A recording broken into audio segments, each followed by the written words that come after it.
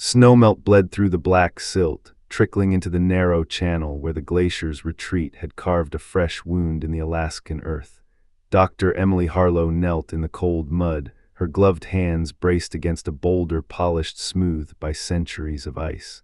She had been mapping erosion patterns all morning, charting how the late summer thaw was reshaping the Copper Creek Valley. But the thing half buried before her was not the work of nature. They were pants, women's hiking pants, standing eerily upright in the muck as if an invisible figure wore them still.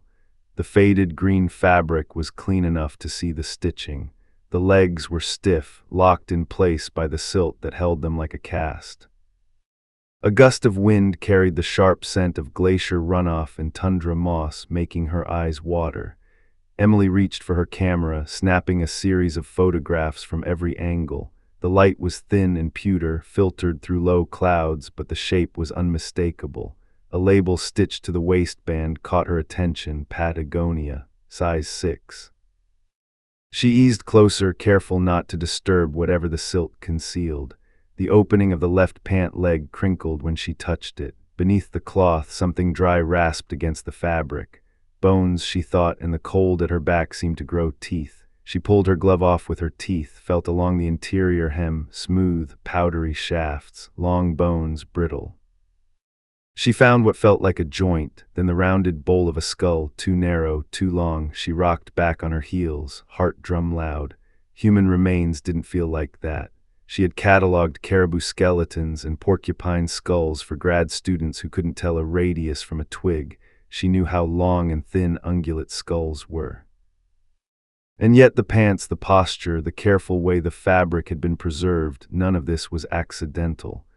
"Okay," she whispered to the empty valley. "Okay," her radio crackled. "Harlow, this is base. You still out near Miller Cut?" "Affirmative," she answered, eyes locked on the silt-bound pants. "I need the sheriff's deputy, and the clinic prepped to handle possible remains." There was a beat of silence, the kind that sniffs out bad news through static. "Copy, patching you to Chitina Municipal." 35 minutes later, the clinic's fluorescent lights hummed while Dr. Robert Martinez held the bones in sun-spotted hands. The pants lay draped across a steel table, their green fabric strangely dignified. Emily stood with her back to the sink, arms folded so tight they ached. She tried not to look at the skull sitting in a kidney tray like a paperweight from hell. "Mountain goat," Martinez said at last, as if delivering the weather. "Capra egagris. Well, up here it's pretty much goat. See the suture lines, the orbit. Humans don't have this ridge." Emily let out a long breath she didn't realize she'd been holding. Relief didn't arrive the way she expected. It came sharp-edged, immediately followed by anger. "So someone put goat bones in pants," she said. Martinez gave a small shrug. "Glacial silt preserves fabric. I've seen parkas spit back after a decade with zippers shining like they were polished." "The placement, though," he lifted his eyebrows at her. "Not nature's handiwork." Boots thumped down the hall, heavy, deliberate. The door cracked open and Sheriff's Deputy Luke Marlowe stepped in, big shoulders filling the frame, snow still melting in his dark hair. He nodded to Emily, to Martinez, and to the table with the pants. "Patagonia size 6, he said. His voice was a rasp like gravel under tires. Rachel Whitmore's mother wrote that detail down 3 times in her initial statement. Emily noted the way he didn't go closer. He had the posture of a man who never forgot how things could break under his hands. "You worked the Whitmore case?" she asked. "Everybody here did." He took out a small notebook scarred by rain and fingerprints. "Missing October 3 years ago, University of Alaska, wildlife biology, golden eagles on the ridge north of town." He flipped pages. Her parents listed the gear piece by piece. The pants stood out because her mom hated how expensive they were, said she'd scolded Rachel over the price, told us the exact model and size. Martinez pointed with a capped pen. "These bones don't match any human remains." Luke kept his eyes on the pants, not the point. He pulled on a pair of nitrile gloves and with the care of a man disarming a bomb, he lifted the garment, examining seams, knees, and cuffs. He didn't handle the bones. He didn't need to. "Why stage goat bones like human remains," he murmured, "unless you want the living to stop looking." He glanced at Emily. You photographed everything, she nodded. Recorded coordinates, another nod. Good, those photos just turned into evidence. He sealed the goat bones, the pants, and Emily's memory card into separate bags, labeling each with precise block letters. His right hand did the writing. His left hand curled gently, the fingers scarred white along the knuckles.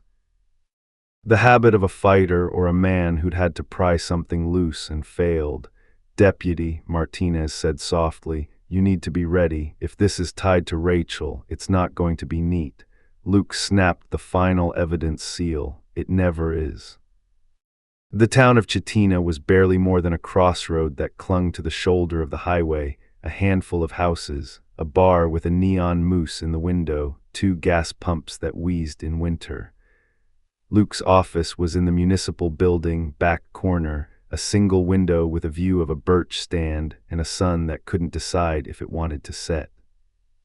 He set the evidence on the metal desk and pulled the Whitmore file from the cabinet labeled cold cases.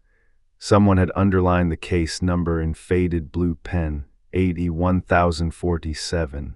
He could tell from the weight of the folder when he lifted it that it wasn't just paper that made it heavy. He spread everything across the desk. Rachel's application photo, brown hair, serious eyes, cheeks still soft with youth. Topo maps from the 1981 search, a stack of witness statements, weather reports that read like obituaries for a mild October that slammed into winter. The park ranger captain's original report had declared exposure the overwhelmingly likely outcome. Luke recognized the steady, bureaucratic cadence that comes from writing something you hope will be the end of a story. He worked through the statements.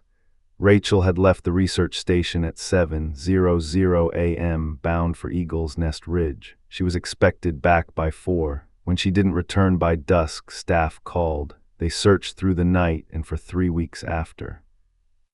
Fresh snow erased boot prints, ice formed where water had flowed the day before. The light changed from gold to silver and then to black. The search ended with a press conference that looked almost kind. Luke's jaw tightened. In the corner of the folder, a note from Rachel's supervisor, Dr. James Ackerman, student reported discomfort with seasonal ranger Wade Kessler, unwanted attention, presence at sites. Advised to maintain professional boundaries. No formal complaint, no follow-up. He laid the note on the desk like a thorn. The phone rang. He let it buzz twice, habit. Marlowe, deputy, this is Ackerman.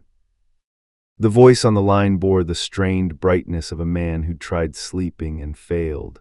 I heard about something found at Copper Creek. Word travels fast for a town that pretends not to talk, Luke said, and regretted the edge in his tone. We found a pair of women's hiking pants. Bones inside were animal. The pants match what Rachel's mother described. A hitch on the line. Mountain goat, Ackerman said, guessing what the clinic would have told Luke, but place to be found. Luke pinched the bridge of his nose. The window reflected his own face back at him, late 30s, eyes that had grown old one case at a time. We're reopening the investigation. I want to cooperate. You'll do more than that. He picked up the supervisor's statement. In your original interview, you mentioned Kessler. I need you to tell me every detail you didn't put on paper. Silence hummed, then, come to the station. It's easier face to face. Luke hesitated, then grabbed his jacket. On the way out, he glanced at the evidence bags, at the neat lettering on the Ziploc plastic. He said to the empty room, you're not going to be pants in a creek again. The university's field station sat 5 miles out of town, modular buildings perched on pilings above seasonal flood ground, white paint scarred by wind-blown grit. Inside, the smell was all coffee and thawed boot leather. Students' notes wallpapered a corkboard, drawings of raptor silhouettes, weather patterns, a crude cartoon of a wolverine that made Luke smile despite himself. Ackerman met him at the door of a small office where maps sprawled across a table like a nation under invasion.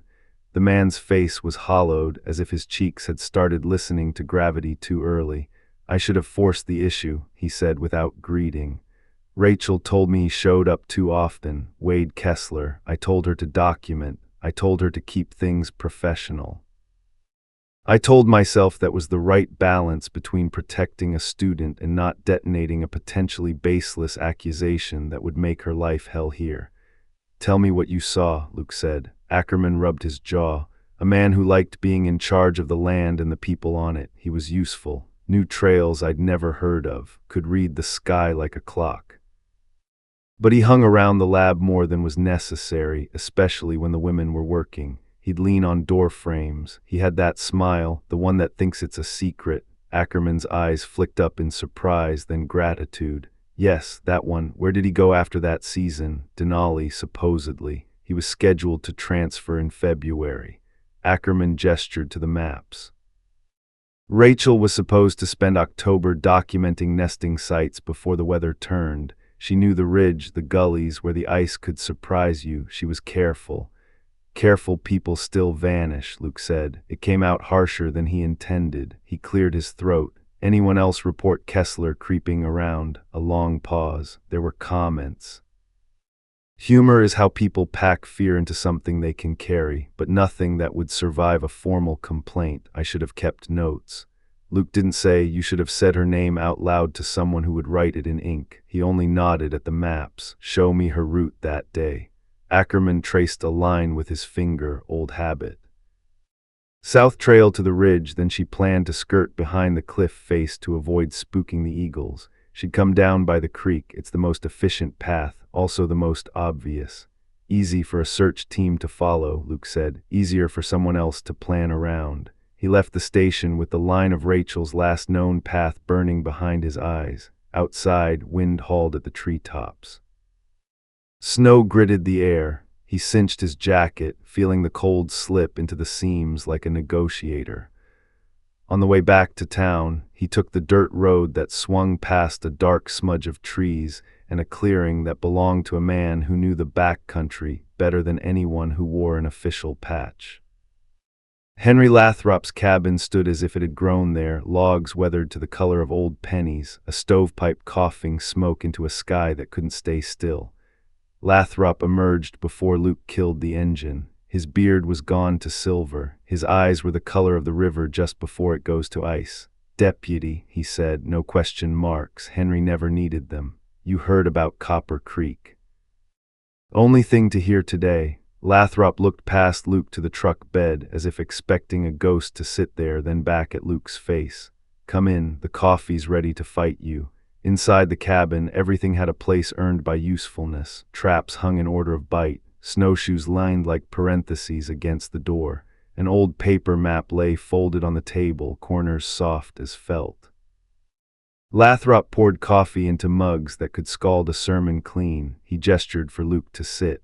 "I told Hayes in '80 when I saw Rachel with a ranger," Lathrop said, wrapping thick fingers around his mug. "North of Split Ridge. He told me I saw the wrong day." Luke took a careful sip. "Did he tell you that, or did he tell himself?" "Both." Lathrop's mouth twitched, humorless.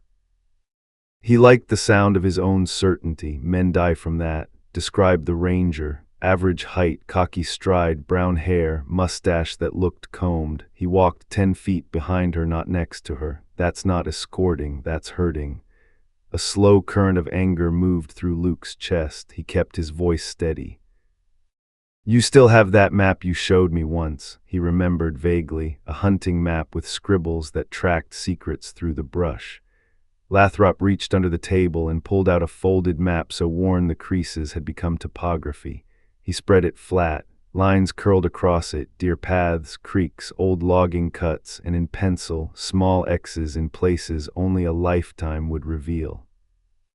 "There," Lathrop said, tapping a spot tucked behind a crooked ridge. "Old Ranger cache, official once, forgotten a long time. Some of those boys don't like to carry more than a day's worth in a promise. They tuck food and gear into the woods and tell themselves they'll clean up in spring." Luke stared at the X.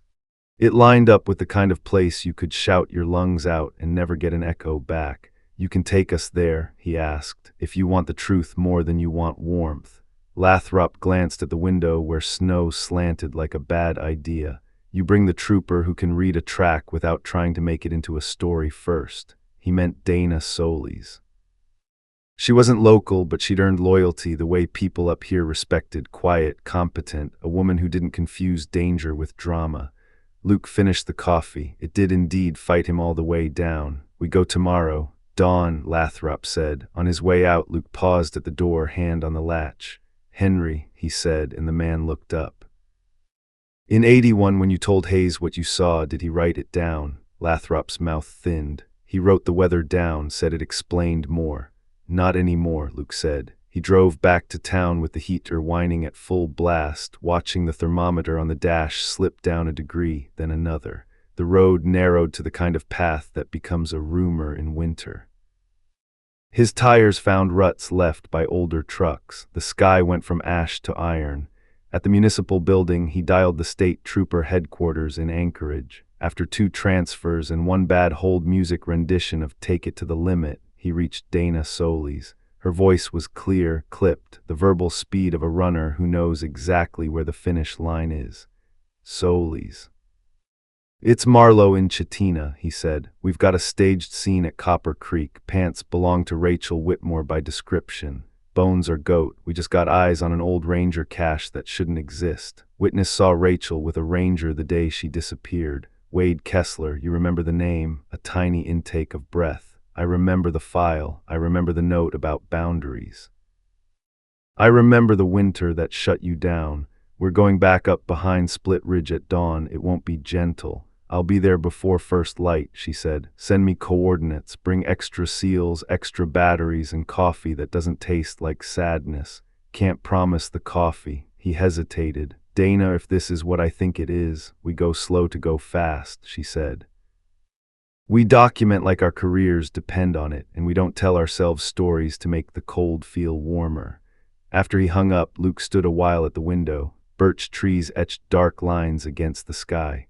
The first snow of the new front ticked at the glass. He thought of Rachel's mother writing down a size for the pants because money was real in a way fear sometimes was. He thought of goat bones, cheap as a lie, dressed up to look like an ending. He turned back to the desk and wrote a list on a yellow legal pad. Lathrop, witness. Ackerman, timeline. Kessler, verify transfer. Denali, no show. Park Service, unauthorized caches. P.O. boxes within 50 miles. Hardware stores, purchase logs, chains, locks, sedatives. Clinic, Dr. Martinez, chain of custody. Weather records for October 15, 81. Anything that could turn a ghost of a route into steps he could follow. He shut off the office light and let the dark fold over the room like a blanket he didn't ask for. Then he opened the door to the hallway, hearing the building settle. Somewhere in the distance, the neon moose at the bar flickered on. He zipped his jacket, pulled his hat low, and stepped into the night. The snow had become serious, each flake the size of a confession. He tilted his face up into it, let the cold sting, and listened to the sound the world makes right before it gives you a clue. In reality, somebody was supposed to notice, Foster said. They didn't. "I'm sorry." Luke's jaw tightened. "Sorry doesn't fill 3 years. "I know," a sigh. "Look, there's a forwarding address for his final seasonal paperwork, a P.O. box in Glen Ellen. We never verified it." "Send me the details," Luke said, "and lock his file. No one touches it without me or Trooper Solis." "Understood." He hung up as headlights flared across the frosted window. Dana's white Explorer rolled into the lot, engine humming against the cold. She stepped in a moment later, snow dusting her dark braid, a duffel over one shoulder, and the dry, alert energy of someone who wakes up already solving problems. "You bring that coffee that doesn't taste like sadness," Luke said. She cracked a grin, quick and human. "Depends how you feel about gas station French roast." She took in the office, the metal desk, the map with red grease pencil circles, the evidence bags laid out like modern relics. "Okay, walk me through from Silt to Goat to Patagonia." He did. She listened without interrupting, jotting notes in tidy lines that even her pen seemed to respect. When he finished with HR's news, Kessler never showing up at Denali, the P.O. box, she let the silence sit. Good investigators did that. They let your words fill the room, then they tilted the room a little to see what slid. "Paper invisibility," she said finally. "The best kind. Nobody looks for what the form says is settled." "Henry's leading us to a cache behind Split Ridge," Luke said. He swears he saw Rachel with a ranger that day, and Ranger Captain Hayes wrote down the weather. Something cooled in Dana's eyes. You talked to him yet? He runs a fly fishing guide service now, 20 miles downriver, Luke said. Couple of out-of-staters think he hung the moon because he can read salmon like a book. He won't like seeing us. Good, Dana said. He might remember more if he's uncomfortable. They found Hayes in a canvas-sided shop that smelled like cedar shavings and old river. He looked like an advertisement for Alaska in August. Sun-browned, wool shirt rolled to the elbow, hands that could tie a fly in the dark. When he recognized Luke, his smile tightened like a knot. Heard you stirred up the past, he said. Figured it would be you. Dr. Harlow found something, Luke said. We're following where it leads. Hayes glanced at Dana. State Trooper Solis, she said, flipping an ID wallet. We're looking back at 81 at what got missed. Hayes' jaw worked. It was a god-awful search, and I stand by the work. 3 weeks and the weather turned on us like a dog with a thorn in its paw. You can't fly a grid when the clouds sit on your head. No one's faulting the weather, Dana said. We're faulting the paperwork. You had a local who said he saw Rachel with a ranger north of Split Ridge. That didn't make it into your priority routes. Hayes' face colored. Henry Lathrop sees everything and nothing. He saw a woman sometime. He thinks in seasons, not calendar days. Luke kept his voice even. He described the ranger, brown hair, mustache. Walked behind her, not next to her. Hayes looked away, then back. You're here to spank me for the way winter works or to find this girl. Both would be nice, Dana said, not blinking. Here's my other issue. Wade Kessler's file shows a transfer that never happened. No one followed up. That's not winter. That's a system pretending to be blind. Hayes' shoulders slumped a fraction. He sat on a stool, palms on his thighs. Kessler was useful in the field. He could get to places fast. He told me once he kept his own stashes, rations, fuel, so he could run light. It's technically against policy. It's also how we keep people alive in a pinch. Where, Luke said. Hayes rubbed his forehead. Back then, he'd disappear north of Split Ridge and come out near Copper River without looking like death. He knew the folds in that country. I told myself that was craft. And if that craft had a woman in tow, Dana said. Hayes flinched, a quick muscle under the eye. You think I haven't asked myself that for 3 winters? He stood, angry at himself or at them or at the room. You want my confession? I liked him. It made me slow to suspicion. That's on me. Then help us at speed now, Dana said. Draw what you remember, trails he bragged about, places he claimed only he could reach. Reluctance warred with relief. Hayes dragged a paper pad toward him, uncapped a pen, and began to sketch. His hand knew the shapes, his mouth supplied the names. Moose Ledge, Widow's Elbow, the Deadwater. When he marked a small valley tucked like a secret behind Split Ridge, his pen hovered. He called this the Hollow, Hayes said. Said the wind went around it like a gentleman taking off his hat. Luke glanced at Dana. A cache could live there forever and never be heard. They left with the map and Hayes' brittle promise. Call me if you find anything. Don't call me if you find a grave. The day had sharpened into a white glare when they pulled into Henry Lathrop's clearing. The old trapper had a pack on already, snowshoes lashed to the back like antlers. He handed Dana a thermos without ceremony. Try not to drink it, he said. It's so bad it'll preserve you. Dana took a sip and winced. Perfect. Calib-red sky waited by the shed, a coil of rope over one shoulder, quiet as snowfall. He and Luke exchanged nods, the language of men who'd shared search grids in bad weather and the long ache of returning empty-handed. You all set on comms? Caleb asked. 2 handhelds, Dana said, tapping her vest. Spare batteries, flare kit, 2 personal locator beacons. We move in a line, not a herd. Henry led a steady cadence that burned and soothed at the same time. The trail behind his cabin was a crease in the world. After a mile, the trees closed ranks and the human sounds fell away. Wind made the only music. The snow squeaked underfoot, the kind of cold that makes its own commentary. Henry stopped at a birch with old knife marks. He tapped the scabbed bark. Trail signs, not mine, not recent. Dana traced one with a gloved finger. Arrow north, cut 3 years ago, maybe 4. Whoever cut them wanted to find their way back when the sky turned to milk, Henry said.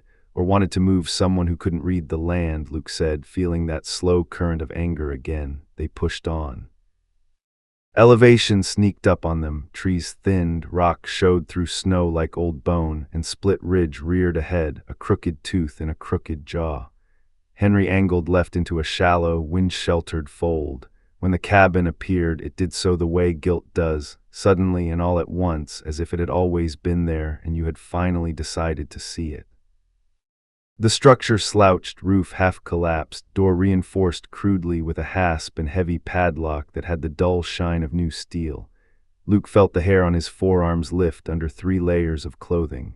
"No one's here," Caleb said softly, eyes flicking to the shadowed window. "Bird and snow sign only, nothing fresh." Dana knelt by the door, studied the lock, the way the screws bit. "Not Park Service issue, hardware store special. Someone improved the door after the cabin was abandoned." Henry had already circled the perimeter, eyes scanning the ground. He crouched, touched 2 shallow depressions beneath the eaves. "Anchor points," he said. "Eye bolts, not for tying down the roof." Luke's throat went dry. He stepped back because something about the door wanted him to rush it, and rushing would ruin their case. "We do this clean," he said. "Photograph before we breathe. Dana, you lead the entry. Caleb, rear guard. Henry, stay outside to watch sign." Dana nodded. She snapped a series of photos, the lock, the hinges, the door frame, the snow, sleek, mechanical movements that made the personal bearable. When she pried the hasp, the door groaned open, a long hinge-sick sound that raised the small hairs at the base of Luke's skull. The smell came first, old tinned food, mouse droppings, cold ash, something iron under it all. Dust hung in the slanted light like a language. The room was 12 by 16 feet, built for tired rangers and a wet stove, but someone had taught it how to be cruel. Eye bolts had been sunk into the joists at wrist height and ankle height, 4 on one wall, 2 near the door. The bunk frame bore dig marks, parallel, ragged, human. Luke thought of fingernails, and for a moment the room tilted. Dana moved methodically, shutter clicking. "Food cans," she said, bagging 2, reading the stamped bottoms. 81, 82, 83. Whoever used this came back and back. Caleb pried up a loose floorboard and drew in a breath. "Boot," he said, holding it up. Brown leather, size stamped on the lining. A neat incision at the ankle where a blade had freed it from a foot that couldn't move. Luke took it, turned it gently. The size mark hit him like a thrown stone, 7. He saw a line from a mother's statement to a carved mark on a bed frame to a boot freed with a knife, and his breath went thin. "Look," Dana whispered. On the wall near the bunk, the wood bore words scratched deep enough to last. "Day 127, RW below it, smaller, please help." The room was too quiet. Outside, wind pressed one palm against the cabin and then another, like it wanted to be let in on the secret. Luke swallowed. Something hot and old surged up, rage at the years, at the lazy assurances of paperwork, at his own memory of packing the case away when Winter told him to.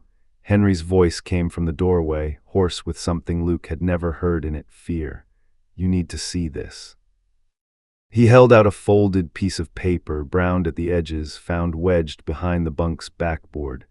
Dana opened it flat on her thigh. It was a topo map copied from an old Park Service sheet, but the pencil marks were new and exact. Trails had been sketched in a private subway system through rock and timber, connecting A, B, and something marked primary in careful block letters. Beside the A, a date, 1182. Beside the B, 383. Beside primary, ready. Dana looked up, voice very calm. "Luke," she said, "we're not just digging up a mistake, we're stepping into someone's operating procedure." He nodded once. The cabin swam into focus again, walls and anchors and a story carved into wood, waiting for someone willing to read it.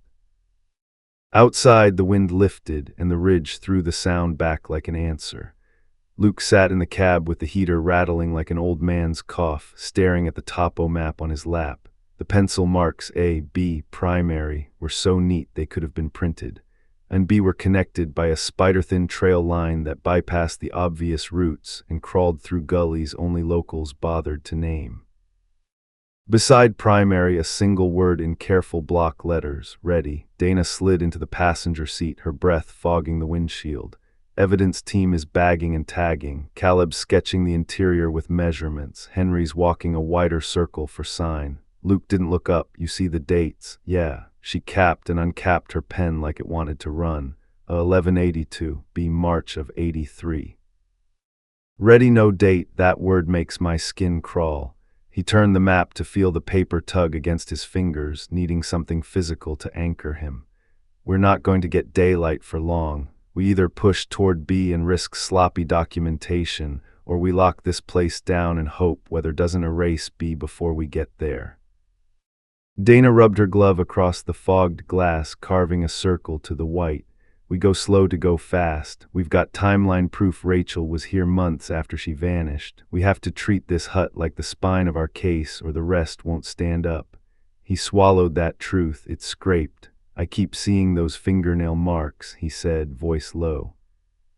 What kind of time does a person have to spend in a room to write the days into wood? Dana didn't answer right away. She didn't offer a platitude. Finally, the kind that means if she was moved from in late 82, she could still have been alive at B in 83. We follow the line. They left the truck idling for the evidence team to warm their hands and drove the half-mile into town for gear they'd left locked at the station. The sky had that flat, metallic look that meant snow wasn't a chance but a promise. On Main, the neon moose of the bar blinked in stubborn bursts and the diner's sign, Copper Grill, flapped on one bolt. Inside, the diner was a small heat miracle. Coffee steamed in white mugs. Two linemen in Carhartts ate open-faced turkey sandwiches like men working against the clock. The waitress, Lorraine, had eyes that didn't miss. She poured them both coffee without asking and slid a plate of pie toward Luke. You look like you found something and you wish you hadn't, she said. Eat, sugar's good for shock. He forked a bite he couldn't taste. Dana pulled her phone, shielding it with a hand to get signal near the window. Hail, it's Solis, I'm invoking your insomnia.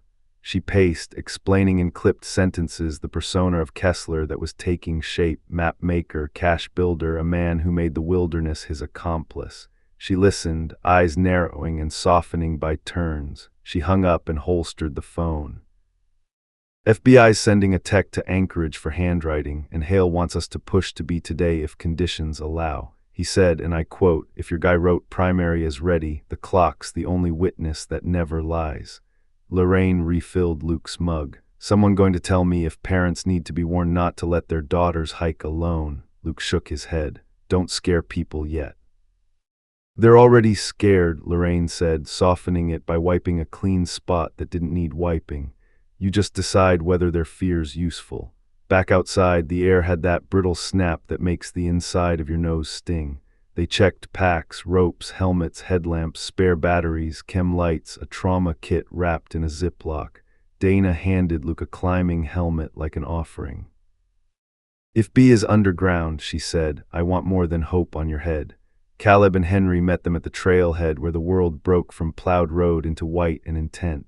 Henry's beard was salt white with blown crystals. Caleb handed out micro spikes. If we end up in limestone, spikes will keep us honest. You think B is a cave? Luke asked. Caleb pointed at the topo's contour lines near B. See how the elevation banding hugs itself like a fist, and the creek disappears and then pops back up a quarter-mile west. That's classic karst underground channels. There's a whole honeycomb under here. Perfect place to disappear a life, Henry said and started walking. The trail signs reappeared, those carved arrows, then vanished where the rock shouldered through the snow. They followed Henry's boots into a seam in the ridge and slid down a couloir into a pocket where the wind died to a whisper. Caleb lifted a hand. Hear that? At first Luke heard nothing, then a muted hollowing, the absent sound of snow not landing where it should. Caleb brushed aside wind-packed powder, and there it was, a widened opening, half-concealed, too smooth to be natural. Tool marks chewed the rock just inside. Someone enlarged the mouth, Dana said, crouched headlamp on, stayed conservative so it wouldn't scream from a distance. She moved the beam along the stone. See the dust, frozen into the seams, masonry drill, not hand tools. This wasn't a one-off. Henry stayed at the entrance, shotgun cradled, the old man who knew that tunnels can funnel more than wind. Caleb anchored a rope and tested the slope. It's not a drop, more like a tilted hallway. He went first, nimble despite the pack, then Dana, then Luke, whose breath sounded too loud in his own ears. The cave swallowed their light in a way that made the back of Luke's neck itch. The main chamber wasn't large, maybe 30 feet deep, 20 wide, but it had been made smaller by intent. Steel eye bolts drilled into limestone at intervals, a bed platform knocked together from 2x4s and a pallet, a heater ringed with rocks that had blackened from use. The floor was raked, literally combed, as if someone wanted to erase footprints from themselves. Dana's beam landed on a wall near the sleeping alcove and stopped. Words were carved there too, but deeper, steadier, as if Rachel had developed a technique out of necessity. Day 689, HES getting worse. Luke's mouth went dry. He had to sit on an overturned bucket, a ridiculous artifact in an underground cell. The number made his chest a smaller room inside a small room inside a smaller one. He found himself counting automatically, 1,800 hours times 689 days, math as a charm against helplessness. Dana moved with deliberate calm, documenting, bagging what could be bagged, photographing what couldn't. Caleb found a waterproof ammo can tucked in a cut-out shelf, and when he pried the seal, the smell of paper and metal rose like a trapped ghost. Inside were spiral notebooks, military surplus, numbered neatly. "Don't touch the pages," Dana warned, though her voice had the thrill of a runner spotting the finish. She slid on fresh gloves, lifted the top notebook. On the cover, block letters, Operations Log Security. Inside, dated entries in tidy script, March 2, 1983, subject adapting to containment. Adjusted schedule, feeding at 900 and 1800. Reduced daylight exposure to prevent mapping attempts. June 15, 1983, increased overflight activity. Relocation protocols rehearsed, primary site under construction. October 4, 1983, subject attempted barter, compliance for increased light, denied, trust requires control. God, Luke whispered, the word more breath than prayer. He stared at a later page, January 10, 1984, primary nearing readiness. Moving timeline up, the wilderness demands discipline, people forget, the land doesn't. People forget, Luke repeated, feeling something sour boil up. Paper forgets, systems forget. We asked Winter to do our remembering for us. Dana kept her hands steady. We aren't forgetting now. Caleb had moved to the back of the chamber and was probing what looked like a storage alcove. He stopped, made a small sound in his throat. Solis. She joined him and then called Luke over. Tucked behind a loose rock was a Polaroid sealed in plastic. The photo had the washed-out colors of old instant film. Rachel alive, thin, hair rope-long, eyes blown wide as if the flash had frightened her more than the situation could. She held up a page from a newspaper. The headline read Yankees trade Reggie and the date. Luke lined, squinting in the light, December 1984. He rocked back on his heels. "That's a proof-of-life shot," he said. He'd seen kidnappers make hostages pose with a day's paper in case files far from here. He wanted the date captured for who? He looked around the chamber. There's no ransom note, no demand. Who was he proving this to? Maybe himself, Dana said. She slid the photo back into its sleeve as if tucking a child in. Or maybe he had a plan that didn't include money. The heater ring held a scatter of ash mixed with something that glittered. Dana tweezed out a fragment. Threaded metal, that's from a wrist cuff. He burned restraints to reduce evidence. She angled her light higher. "Luke, look above the alcove. There in small, cramped letters, if anyone finds this, R.W. still alive, 1984, MOVD to primary soon." Luke stood so fast his knee banged the pallet. Pain sharpened his focus. The chamber closed in and then opened back out as his breath steadied. He pictured Rachel carving those letters with something dull, timing the scrapes between the captor's footsteps. He could almost hear the patience in it, the faith that a future existed where a stranger would read them. Dana snapped the ammo can shut, sealed it in an evidence bag, and checked her watch. "We need to get this out now. Snow's coming in heavy by dark, and I want the lab on these notebooks before the ink freezes to the page." Caleb coiled the rope. Henry's voice floated down the shaft, tinny through the entrance, and the radio clipped to Dana's vest. Company, he said. 2 snow machines on the ridge. They saw our tracks. Luke felt his pulse double. Locals, too far to tell, Henry said, but they cut their engines when I stood up and aimed them at the sky. That's men who don't want to witness. Make it quick. Dana pointed at the photo. We leave no trace of our presence that isn't a bagged item. We close the door on this place as if we never knew it, and Luke, he met her eyes. Whatever you feel, carry it like evidence, she said. We're going to need it when people start asking why the system was sleeping. They moved, swift and precise, packing pain into plastic and paper, shouldering it like gear.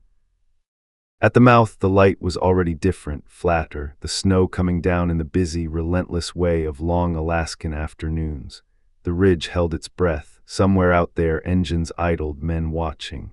Luke shifted the weight of the ammo can against his chest and thought of the word on the map bladed into his mind. Ready. Not yours, he said under his breath to whatever waited on the ridge. She's not yours, not anymore. Wind blew the words away, and he hoped for once that the land would remember them. The snow thickened as they moved down from the cave, a tight line of figures roped together more for visibility than safety. The ridge blurred into milk. Luke kept glancing back, searching for the dark comma of a helmet or the quick, guilty puff of exhaust where Henry had spotted the sleds. Halfway to the trucks, Henry's voice broke over the radio. They're shadowing us, staying just out of clear sight. I catch the exhaust plumes when the wind lays down. Dana's reply was crisp. Keep eyes, don't engage unless they close. We carry evidence, not bravado. Luke couldn't stop his jaw from locking. You think they're locals protecting Kessler or men who know exactly what we just found, Dana finished. Either way, we don't give them a reason to shoot or a chance to snatch a bag. Caleb's voice came low and steady from the middle of the line, switched to staggered pace, one at a time over the creek cut. If they want a mess, that's where they'll make it. They picked their way across a narrow snow bridge where the creek ran black and fast under a skim of ice. The wind shifted and Luke heard it, the muffled whine of engines, then silence, like someone holding their breath. Henry stopped at the far bank and turned full toward the sound, shotgun held chest-high but pointed skyward. He didn't need to say anything. The posture said it for him. I see you, witness here. The whine rose again, farther off now, then bled away into the storm. At the trucks, Luke slid the ammo can into a plastic tote, sealed it, then double-wrapped the Polaroid and tucked it inside his jacket, flat against his ribs where no one could pull it free without breaking bone. He looked at Dana. The snow had stuck to her lashes, silvering them. You good? He asked. She nodded, breath fogging.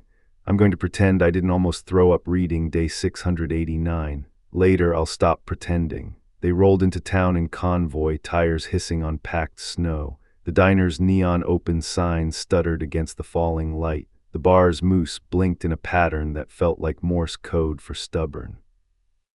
Luke pulled around back of the municipal building and backed his truck right up to the door so he could carry the tote straight inside without giving the night a view. They had just locked the evidence into the gun safe because Chitina didn't rate a real evidence vault when someone pounded on the exterior door with the flat of a hand. 3 hard slaps. Luke and Dana exchanged a look. Lorraine, Henry guessed, but Luke shook his head. Lorraine knocked with her knuckles and a voice always. He cracked the door as far as the chain would allow. Snow flurried in. A man stood there in a camo parka, hood up, face roughed red by cold and whiskey. He was big in the way bears are big when they're standing wrong. You Marlowe, he said. Depends. I seen you come in from Split Ridge. People talk, you need to stop stirring graves. We haven't dug any, Luke said, and I don't take orders at the door. The man leaned a shoulder against the jam, casual menace. You think you're the first to go poking at that country. Folks went missing long before your pretty state trooper came to town. Dana stepped into view, badge in her gloved hand but not in his face. Sir, this is a municipal building. Back off the door. He glanced at her, the way some men glance at a woman with authority as if the word itself were a joke. You come in from outside, start telling people what they didn't do 30 years back. Luke kept his voice level. What's your name? The man smiled without humor. My name is you don't get to break this town and then leave. Lots of us got to live here. Then help us fix what's broken, Luke said, or go home. For a second, Luke thought he'd push with a hand, push with a word that would require cuffs and paperwork and time they didn't have. Instead, the man stepped back into the snow and let the storm take him, the way men did when they wanted to leave a threat without giving it the dignity of a closing line. Henry watched him through the sidelight until he was gone. That one's all talk, he said, but his eyes didn't look convinced. The ones you don't hear, that's who you should worry about. Add anonymous pressures to the list, Dana said, and spineless bureaucracy while we're at it.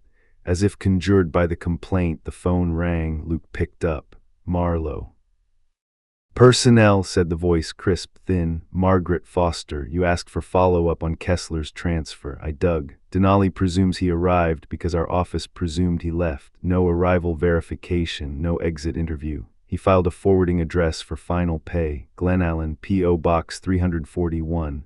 You verified that box still exists. I called the postmaster, Foster said.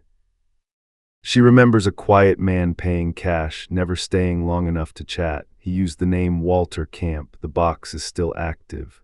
Thank you, Luke said. He hung up and looked at Dana. Alias in a box. If primary is near Copper River, Glen Allen's the closest post office that isn't a one-room shed. Dana dialed again and asked for Special Agent Robert Hale. When he answered, she didn't waste syllables. Hale Solis, we have a cave site with operational logs and a proof-of-life Polaroid dated December '84. Not ransom, not money. This feels like a man making a museum of his control. Luke could hear Hale's voice even at a distance, skeptical, then sharpening. You get the logs to Anchorage now. I'll meet them at the lab.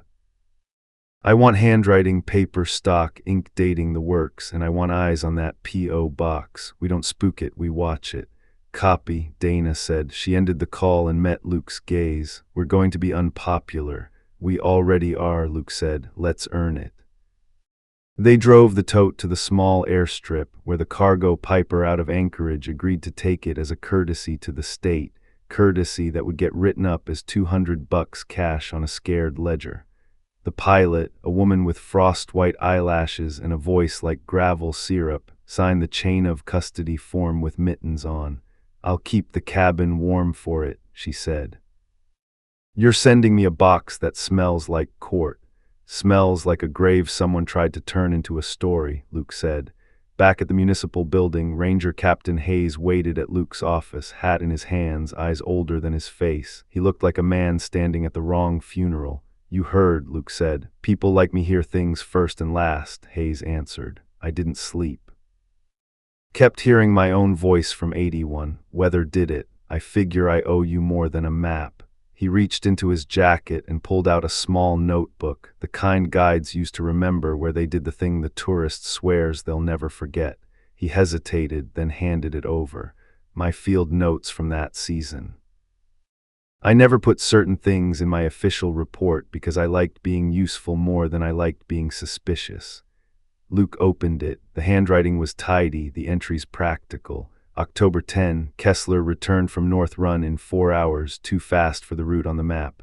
October 12, found stash at Widow's Elbow not in inventory, cans missing labels.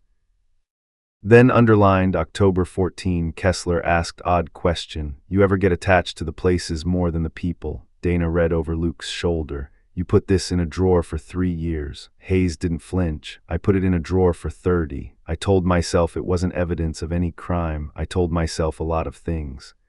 Luke closed the notebook and slid it into an evidence bag. Then stop telling yourself anything and tell us everything. Hayes swallowed. He carried a small shortwave sometimes, not standard, said he liked the company of static. He called some places other names than on the map, gave them pet names. He called that cave the parlor. He called a spot near Copper River the house. And he said once, God help me, that the house was almost ready to receive.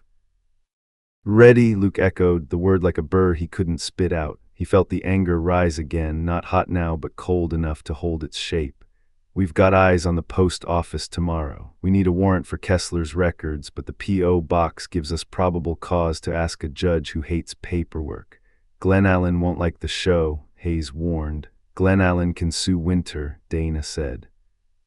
Meanwhile, we need to sleep 4 hours and then run at this hard. They stepped out into the night. The snow had settled into a steady drift. The town sounded like breathing. Across the street, Lorraine was flipping chairs onto tables, getting ready to lock the door. She caught Luke's eye through the glass and mimed zipping her lips, a promise and a prayer. Henry fell into step beside Luke, quiet as habit.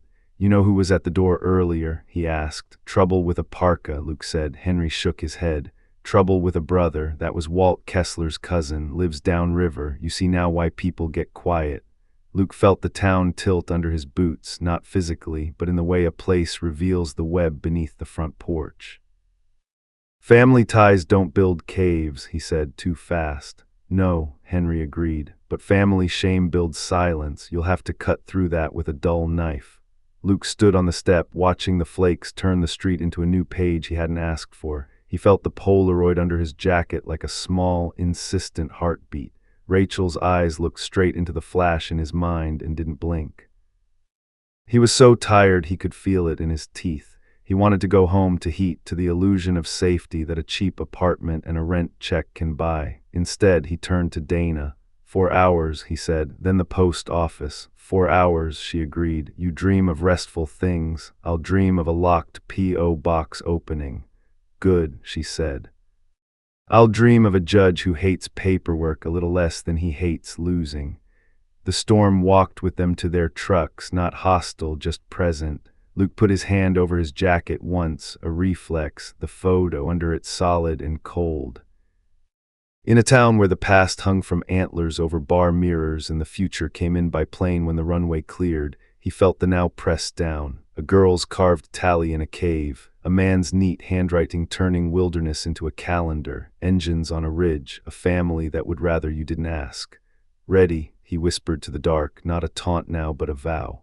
"We are."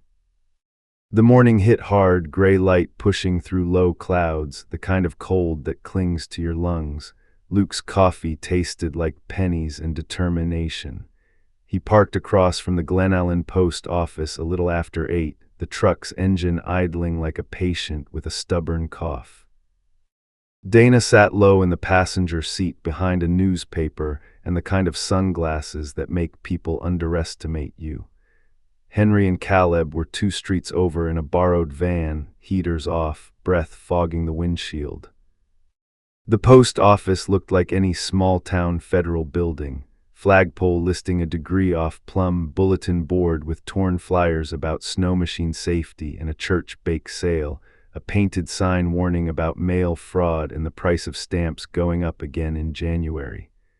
Inside, through the glass, a single clerk worked a window. A woman with iron-gray hair moved in deliberate lines, the cadence of someone who'd watched winters file the edges off everything and keep going.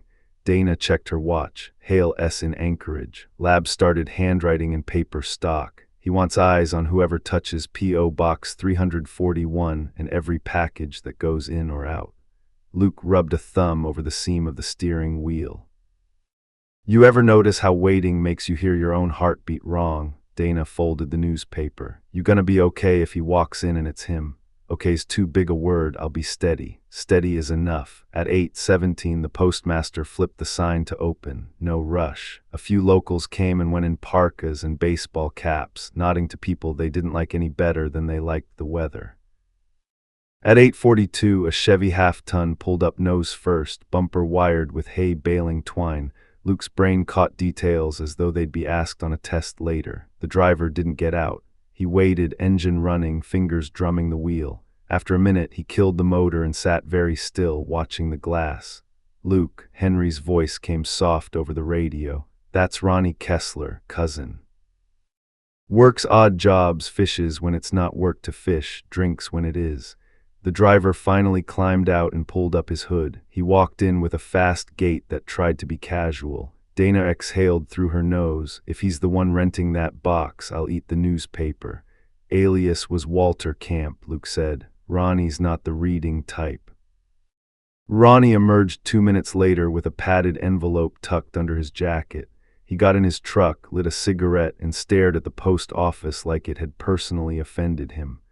Then he drove away too fast. Follow, Dana said, and Henry's van eased out half a block after the Chevy, not enough to spook, just enough to keep the exhaust plume in sight.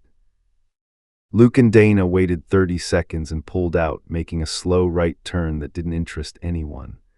Ronnie took them past a hardware store, past a burnt-out A-frame that still smelled like wet ash after last summer's fire, and then onto a feeder road that ran parallel to the highway. He pulled into a low cinder-block building with a hand-lettered sign, Henderson Hardware, BOLTS, Chain Lure, 22. He parked crooked and went inside. Split, Dana said. You chat up the postmaster. I'll ask about hardware purchases. Luke backtracked to the post office. He pushed through the door into warm, dry air and the smell of cardboard. The postmaster looked up with eyes that had appraised a lot of human weather. Her badge read RUMSFELDJANET. Morning, Luke said, placing his ID on the counter. Deputy Marlowe Chatina, we're looking into a P.O. box used by a man calling himself Walter Camp. Her mouth tightened just enough to be a tell. That be box 341. She nodded at the ID. You going to tell me why my boxes keep ending up in other people's trouble? Because boxes are better witnesses than men most days, Luke said gently. The man using it, what's he look like? Comes in with the brim low, she said, and then she made her face impassive on purpose. Quiet, pays cash, doesn't want small talk. He had a mustache when he started coming in, shaved it last spring. Nervous in the way of people whose lives are too neat. She slid a ledger over, already open to the rental list. Box 341, WLTR Camp, paid through, December 1984. He picked up something this week. Yesterday, biggish parcel, medical supply label. He about ran to the truck with it. She tapped the glass with one knuckle. I called my sister after and said, someone's buying bandages and not for a PTA fundraiser. Have you ever seen him with anyone? Only himself. He wears solitude-like clothes. Luke slid a card across the counter. If you see him again, you call me, before he leaves, if you can do it without becoming a headline. She put the card in a drawer that held rubber bands and charms. I like being a footnote. At Henderson Hardware, Dana walked into the jangle of a bell and the smell of oil and cedar. An older man behind the counter, Henderson stitched over his chest, looked up with the mild surprise of someone who has learned to expect bad news at odd hours. Ronnie Kessler stood a few aisles over, thumbing a display of padlocks with too much attention.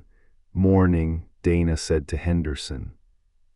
Question for you, a customer in the last week buy chain padlocks, maybe some tranquilizer darts or hooks that accidentally hit bigger animals than they should.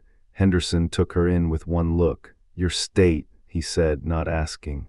I'm also not here to give you grief over inventory. I'm here to ask if a man bought things that sound like kidnapping accessories and called them something else. Henderson's eyes flicked to Ronnie and back to her. He lowered his voice. Yes, quiet man, wallet full of cash, did not look like anyone you trust with your daughter or your dog. He bought chain by the foot, a handful of master locks, a hand sprayer, and asked how long immobilizing agents keep if they freeze. We don't sell that. I told him to go to the vet. He smiled like I'd told him a joke and bought paracord instead.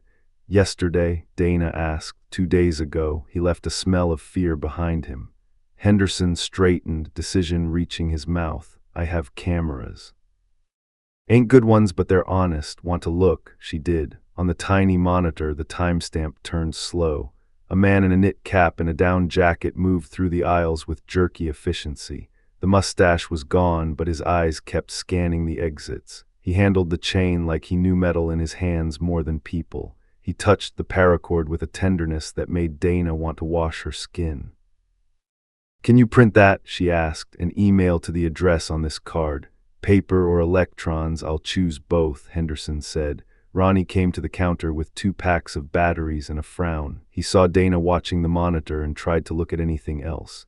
Dana smiled like small-town courtesy, the kind that says I'm not a threat until I am. Those work in a radio, Ronnie said, chin up. Lots of things run on AA, Dana said pleasantly. Wouldn't you agree? He paid cash and left fast. Outside, Luke met her by the truck, wind slipping under the collar of his coat and reminding him he was a mammal before anything else. Postmaster remembers Walter, he said. Medical supplies yesterday. Hardware remembers a man who buys locks like they're groceries, Dana said. And we've got a face, no mustache, matches Kessler's file photos enough to give a judge heartburn. She slid behind the wheel and glanced at him. You okay? I'm doing math again, he said quietly. If he moved Rachel to primary in late '84 and if he's buying bandages, it means she might be hurt. It also means she might still be, we have to assume, alive.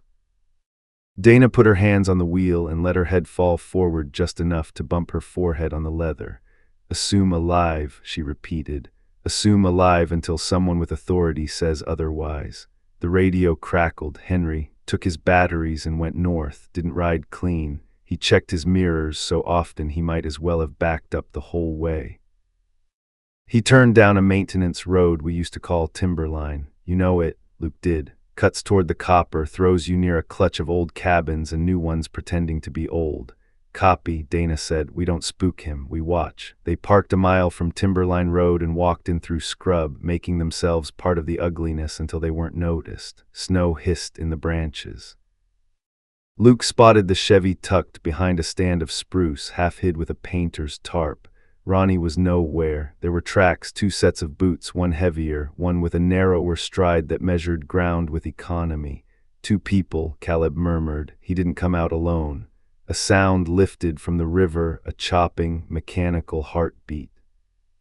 A helicopter, low and cautious, angling upriver like a hawk that had learned to hide its shadow.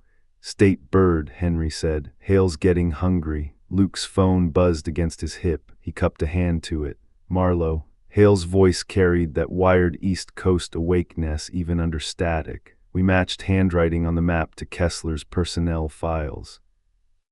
99% confidence, and that last percent is because I don't like talking like a god.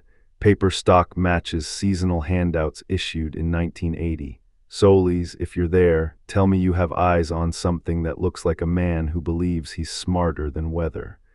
We have his cousin leading us to a maintenance road and 2 sets of prints, Dana said. And we have a photograph of Rachel with a December '84 headline, Proof of Life. Hale exhaled, the sound of someone lowering his center of gravity before a shove. Then listen carefully. If he built a primary and wrote ready, your window is a storm. You wait for the bad weather to be your friend. He designed his place to fight a siege, but not to fight a whiteout that hides the good guys.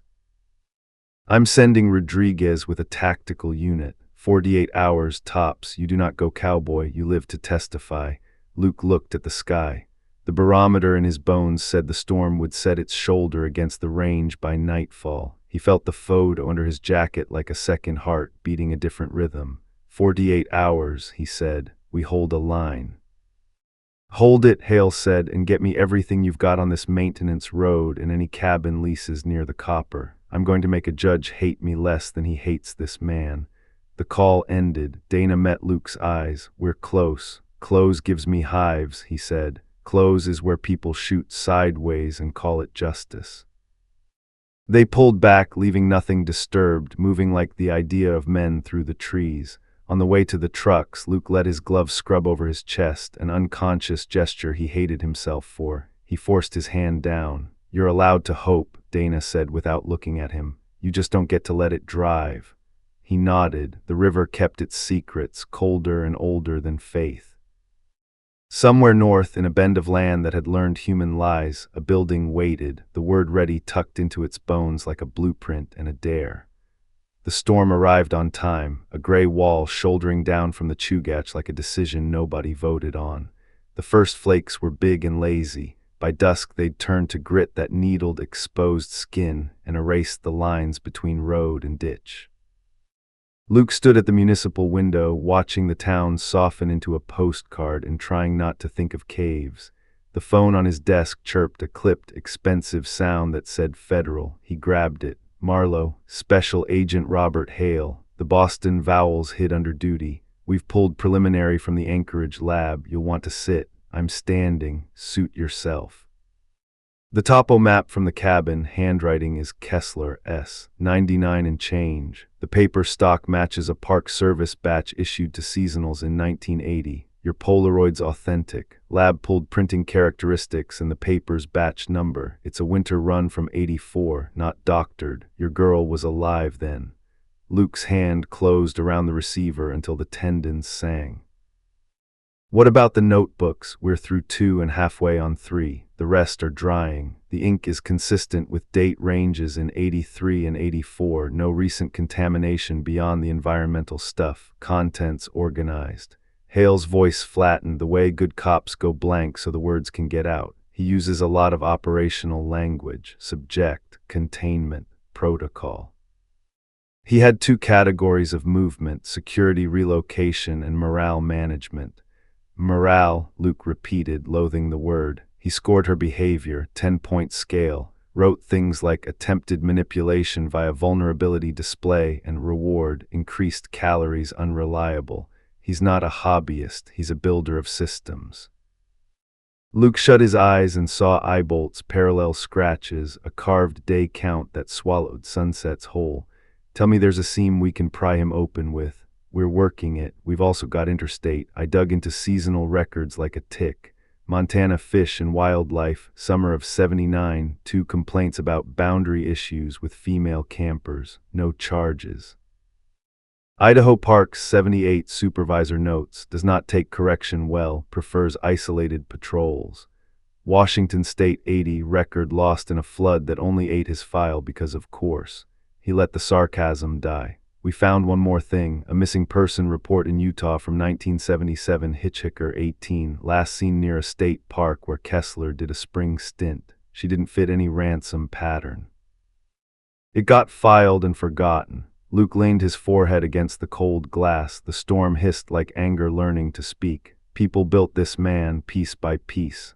"Systems built him," Hale said evenly. "People built the systems. That's the part you get to fix if you're still standing when this ends."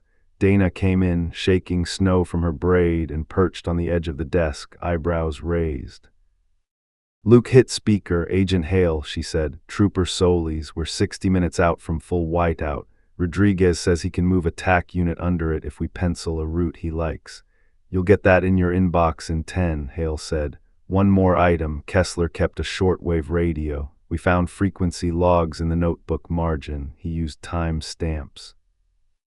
Looks like he listened at regular hours, probably to pick up weather band and any chatter. He wrote company of static once." Dana's gaze flicked to Luke. "Hayes told us that. It's always uglier when the folk tale turns out true." "2 more, Hale said, voice brisk. "I need a live look at purchase records within 50 miles for paracord, padlocks, chain, heater fuel, and certain medical supplies. Also find me a vet who sold ketamine or xylazine in the last 12 months and ask if anybody paid cash." Quietly, "We don't tip the family tree." Dana grimaced. "That last part's already wobbling. Cousin Ronnie followed us yesterday. He's moving like a messenger." "Then you move faster," Hale said, "and Solis keep Marlowe from driving into a storm alone." "I plan to restrain him with the same chain he wants to use on Kessler," Dana said dryly. "I heard that," Luke said. "Good," Hale replied. "If you're going to see the worst of a man, see the best of your team too. Call me when you have the vet." He hung up. For a beat, the only sound was the storm against the window. Dana drummed her fingers once on the desk. "You okay?" "No," he said. "But I'm facing the right way." He grabbed his coat. "Vet first." They hit the copper grill to ask Lorraine for the name that everyone already knew. "Dr. Tina Merriweather over by mile 118, she said, pouring coffee to go into paper cups. "Kind, brisk, talks to dogs like they pay taxes." The clinic was a ranch house with an annex, a carved wooden bear on the porch holding a welcome sign carved by somebody who didn't believe it. Inside, the waiting room smelled like antiseptic and wet fur. A black lab with a gray face sighed in the corner, wearing a cone of shame and the dignity of 10 winters. "Doctor." Merriweather met them in scrubs and a sweater that had survived more claws than fashion. She wiped her hands on a towel and raised an eyebrow. "You're not here about a porcupine quill," she said. "No, ma'am," Dana answered. "We're looking for cash purchases of veterinary sedatives over the past year. Ketamine, xylazine, somebody asking questions about freezing points mixtures." The vet's mouth tightened. I knew that would come back to me. 2 months ago, a man I didn't know asked about tranquilizing a moose. He said moose, like people say vehicle on a form. He wanted to know dose per pound and whether the drug would crystallize in sub-zero. He said he was, his words, a ranger without a station. I don't sell that off the counter. I told him no. Dana showed the printed still from Henderson's camera. This the man, Merriweather looked, then looked again, as if trying to reconcile the pixelated stranger with the question that had put her on alert. Yes, he wore different clothes, had a mustache then, I think. Eyes were the same, stayed too still for a human. You refuse him, Luke said. Did he get mad? He did a thing where his mouth smiled and his eyes didn't move. Said he understood regulations. He bought a bag of dog food to make it look like shopping. Cash. I wrote his description on a sticky note and stuck it under my keyboard. Told myself I'd call somebody if anything else felt wrong. She reached under the desk and pulled out the note, the ink smudged but legible. She'd written mustache, quiet, hands like a mechanic, asked what if an animal were underground. Dana exhaled a soft curse. We need that note. Take it, the vet said, and take this. He stood too close to the door. People who know what they're doing leave themselves an exit. He was measuring mine. Back at the municipal building, Rodriguez's overlay arrived, a map with routes marked like sutures. The tactical captain's notes were brisk and unsentimental. Approach North Ridge. Use drainage ditch as cover. East team on the timber spur. West team through the deadfall. Avoid southern approach too exposed, likely booby-trapped. Breach options, front, rear, basement tunnel if located. Luke stared at the word basement. His mouth went dry. He's going to put her where earth covers noise, he said. Then we bring our own noise and swallow his with it, Dana replied. But not yet. She angled the laptop his way. Look at Hale's last email. It was a scan of a notebook page, Kessler's tidy block script under the date October 30, 1984, subject's routine stabilized, vocalization limited to requests, reinforced dependency, increase control, initiate primary site readiness checks. Weather window required for transfer. Note, rescuers mistake noise for rescue. The land teaches them how wrong they are. Luke felt cold climb from his boots to his teeth. He thinks weather is his ally. It was, Dana said. We're going to make it ours. The door swung open and Hayes stepped in, hat in hand again, contrition worn thin by usefulness. He set a waterproof duffel on the desk. This is from an old evidence locker we kept for SAR training. Radios, batteries, flares, 2 fiber optic cameras used for crevasse rescues. If he's got an underground warren, those will see where a head can't. Luke blinked. You just had those. I had them, now you have them. Hayes' voice roughened. I'm done being the man who kept things because shame makes a good inventory system.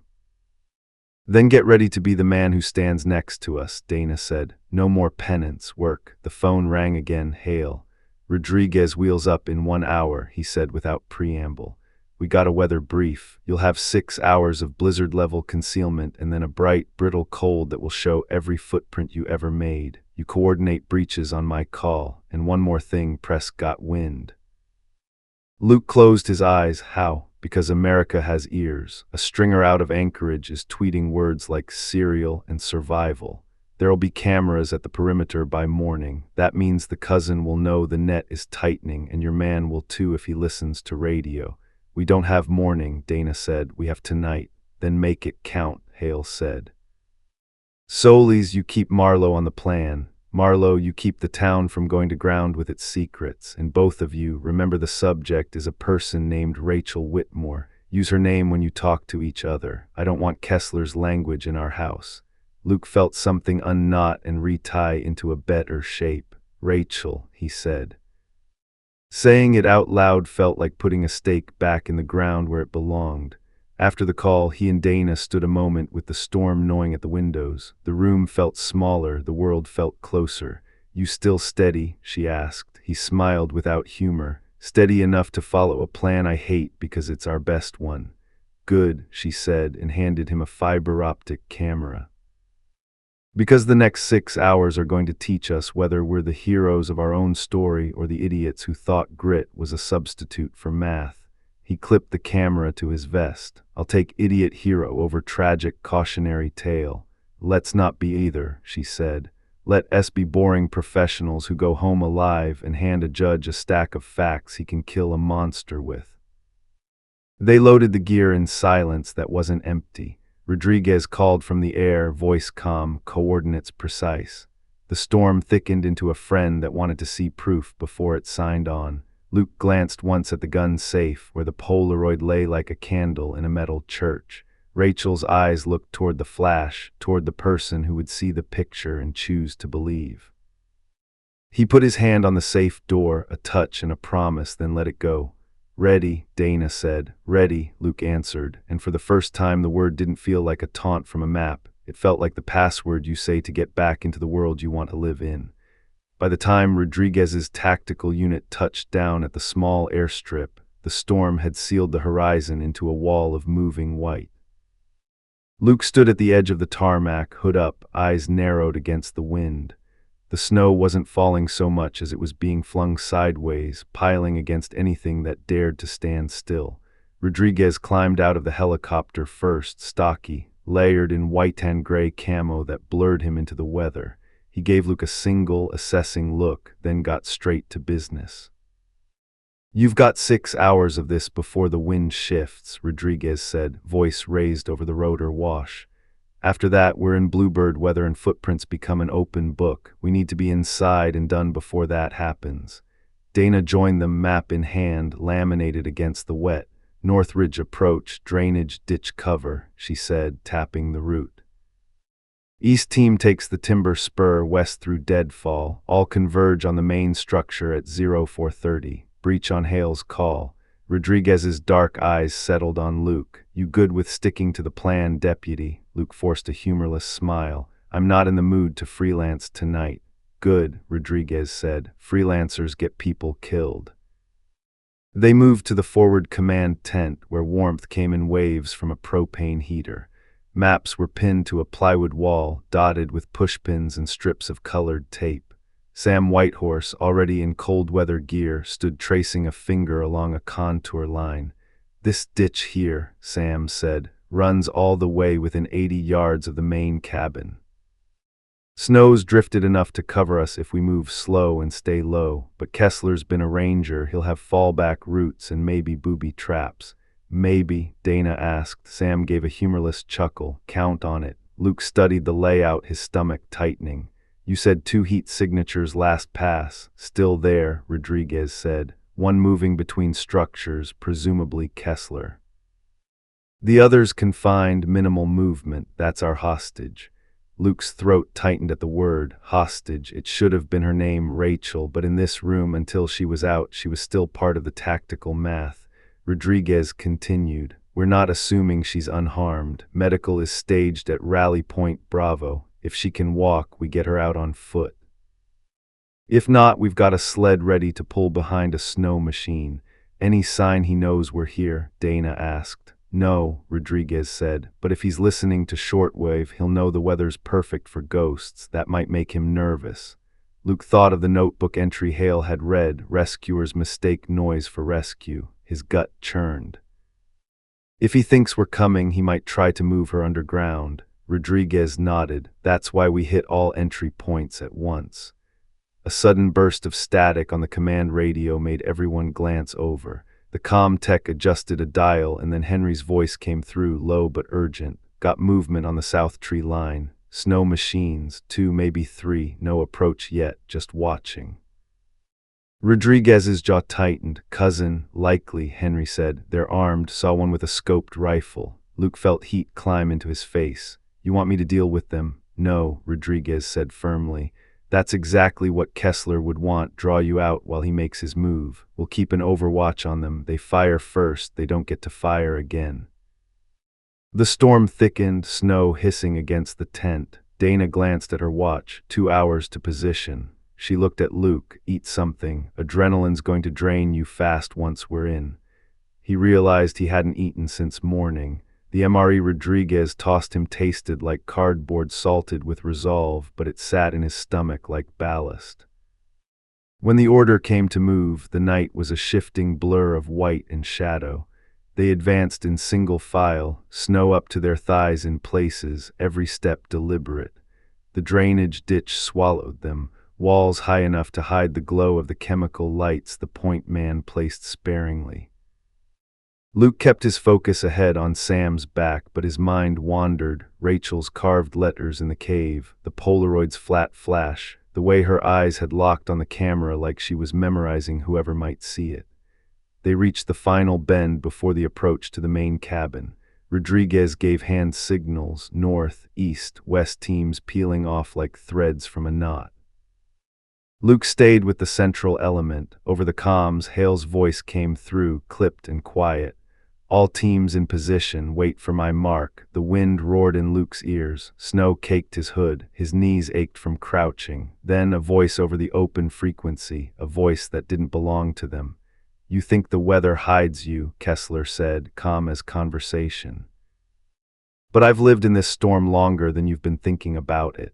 Dana's eyes met Luke's, sharp and alert. You come in here, Kessler continued, and she and I go together, you understand. There's nothing here for you to save, only something for you to lose. Rodriguez signaled for radio silence, but the voice came again, closer this time, almost like it was in Luke's ear. I've kept her alive for over 3 years, Kessler said. Fed her, kept her safe from all the things out there. You can't give her that. Luke's pulse hammered. He wanted to answer, to draw Kessler's attention to him and away from Rachel. Dana shook her head sharply. Don't. Then Hale's voice cut in. Mark, Mark, Mark. The explosions cracked the stillness. Front and rear doors blasted open by breaching charges, flashbangs flaring like lightning under the snow. Luke surged forward with the team, rifle raised, ears ringing from the concussive wave. Inside, the cabin was a warren, hallways narrowed with stacked supplies, doors reinforced with scavenged steel. They cleared room after room, voices sharp and precise, until a reinforced trapdoor came into view, metal latch locked from above. Rodriguez crouched, fiber optic camera snaking through a gap. Visual on female, alive, restrained, single male pacing near her. He's armed. Luke's chest burned. Let me talk to her. No, Rodriguez said, we end this clean. The crash of gunfire erupted from somewhere in the west. Approach, short, controlled bursts. Over comms, a voice called, contact, one down, west secure. Kessler's voice came again, louder now from under the trapdoor. You're too late. Rodriguez signaled. 2 operators swung sledgehammers, the latch splintering under blows. They threw the hatch open and flashbanged the space below. Luke went down the ladder before anyone could tell him not to. The underground air was damp, metallic. Rachel lay strapped to a narrow bed, eyes wide, a hand lifting weakly toward him. Kessler was already moving toward a side tunnel, weapon clutched. Rachel, Luke said, voice cracking despite himself. You're getting out. She shook her head, tears streaking through grime. He said he'd end it if anyone came. Rodriguez's team poured in, moving toward the tunnel. Gunfire cracked, sharp, echoing. The fight had moved deeper underground. Luke cut Rachel's restraints with shaking hands. Not today, he said. Not for you. Her voice was barely a whisper. 3 years I didn't think. You don't have to think about it anymore, Luke said, lifting her into his arms. You just have to breathe. Over comms, someone shouted, suspect moving through tunnels, possible explosives. The words jolted Luke like ice water. Rodriguez's voice was tight. Marlowe, get her topside now. Luke obeyed, climbing into the screaming wind, snow blinding his eyes. Behind him, the storm swallowed the sounds of pursuit. Ahead, the world was still a fight, but for the first time in 3 years, Rachel Whitmore was in it. The wind clawed at Luke's face as he broke into the blizzard, Rachel's weight light and terrible in his arms. Snow stung his eyes, his breath tore itself ragged. 2 operators flanked him, one shouldering the door against the gale, the other clearing a path to the drainage ditch. Coming out, Luke shouted over the radio. Female evac, non-ambulatory. Copy, Dana answered, voice wired tight. Rally Bravo is hot, we've got the sled staged. Rachel's fingers bunched in Luke's jacket, the grip of someone who'd rehearsed vanishing. Is this, she whispered, as if a loud word could break the spell. Is this real? It's the only real that matters, he said, and meant it so hard it hurt. They hit the ditch, snow up to mid-thigh, and the world narrowed to the drag and heave of getting a human being out of a hole the earth had conspired to keep. Caleb materialized through the white like a ghost with purpose, strapping Rachel into a narrow rescue sled. "Stay with me, Rachel," Caleb said, voice a low metronome. "You look at my face, nothing else." Her eyes found his and held. Behind them, shots thudded underground in muffled echoes. Then Rodriguez's voice came, dry as winter. "Tunnels split. Suspect is rabbiting toward the creek system. Possible det cord. We're treating every corner like it explodes."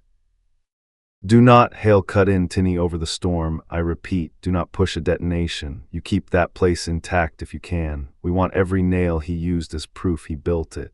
And if he tries to level it with her inside," Luke snapped, more heat than he liked. "Then you do what you do and I'll write the paperwork," Hale said. "Get her to the med bird."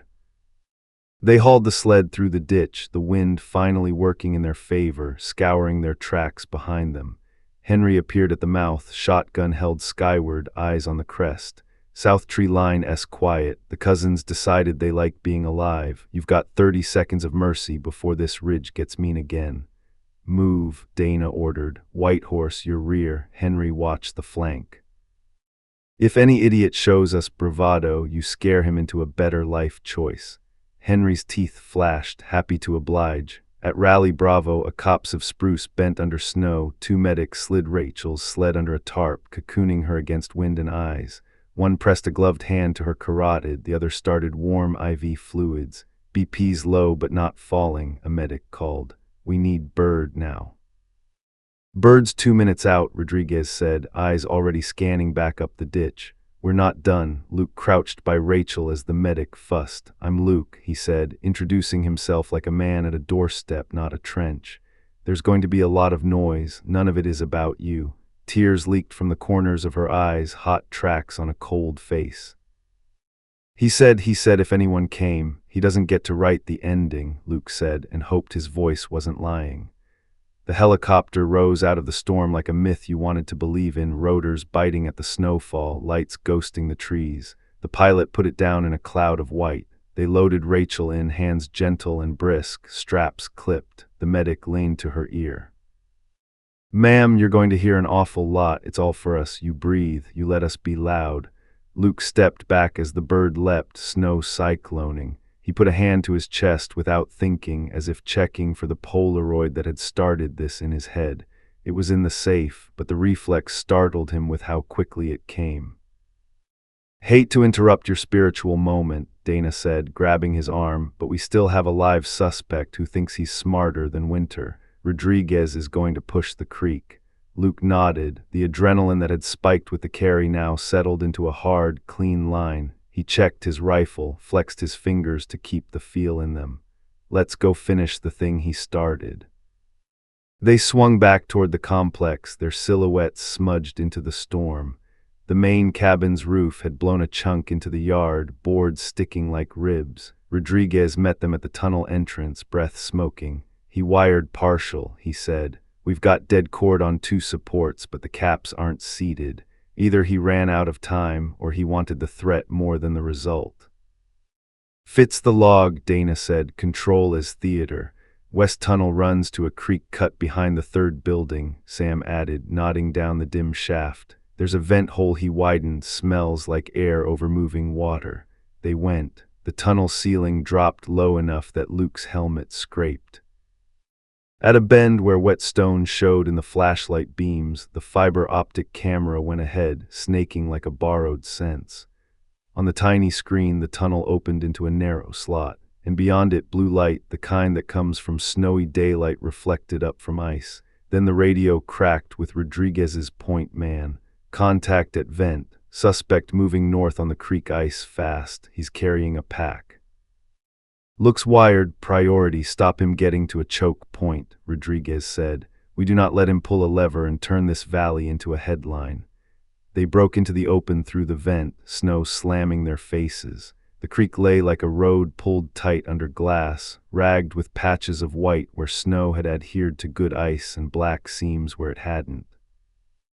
Kessler was 25 yards ahead, legs pumping, head low, a pack riding high between shoulder blades. For a heartbeat, he looked like any man running for his life. "Stop," Rodriguez called, voice trained to carry over rotors and rivers. "Drop the pack and put your hands where I can see them." Kessler didn't break stride. He shouted something the wind shredded. "What?" Luke yelled back, not sure why he was yielding the courtesy. Kessler half-turned, his face bare, mustache gone, eyes wide and flat in the way of men who have swapped out reality. "She's not yours," he screamed. "She was never yours." And then he stomped hard, 3 strokes in a line, 1, 2, 3, like he was marking time for a ritual. Sam's voice in Luke's ear, "Ice there's rotten." It gave like a trapdoor. Kessler's feet punched through first, then his hips slammed the rim, then he vanished, the water swallowing him with a sound that made Luke's stomach flip. "He's in," someone shouted, like the creek hadn't said it louder. The surface closed for a breath, then his hand surfaced, flailing at nothing. The pack bobbed once, hung on a strap, and dragged him sideways under the skim. For a stupid second, Luke remembered the winter safety posters in schools: "Cold shock kills before the cold does." "Do not let him die," Dana barked. There wasn't a pause between the sentences. "Not because we're merciful, because he's a witness against himself." Henry was already on his belly, sliding a rescue rope forward, body flat like a man who'd fallen in too many times to make the same mistake again. "Grab the damn line," he bellowed. Kessler's fingers found it, slipped, found it again. His face came up, lips bluing while Luke watched, a transformation sudden and obscene. He made a choking sound that could have been a plea or a curse. "Haul," Rodriguez shouted, 3 bodies dropping to their knees to drag the line hand over fist. The ice around the hole fractured with a noise like breaking plates. Kessler's shoulder came up, then his chest, then his whole body slithered onto the shelf, water streaming off him in slicks. He lay on the ice shivering like a power line. Sam was on him in an instant, rolling him to keep him breathing, stripping the pack free with 1 knife slice. Dana grabbed the pack and slid it to a clear patch of snow. "Luke," she said, and he heard what she didn't. This could be wired stupid. He eased the flap open. Inside, coiled det cord, a bundle of caps in foil, a shortwave radio clipped to the inner frame, and under it a notebook in a ziplock, labeled in that tidy block print, "Primary Doctrine." Luke exhaled a sound that wasn't language. He brought his religion. Kessler's teeth clattered, his voice came out in shards. "You can't take her from me. You don't know what's out there." "It's us," Luke said, squatting so his eyes were level with Kessler's. "We're out here. We're what's out there. Rachel's with us now."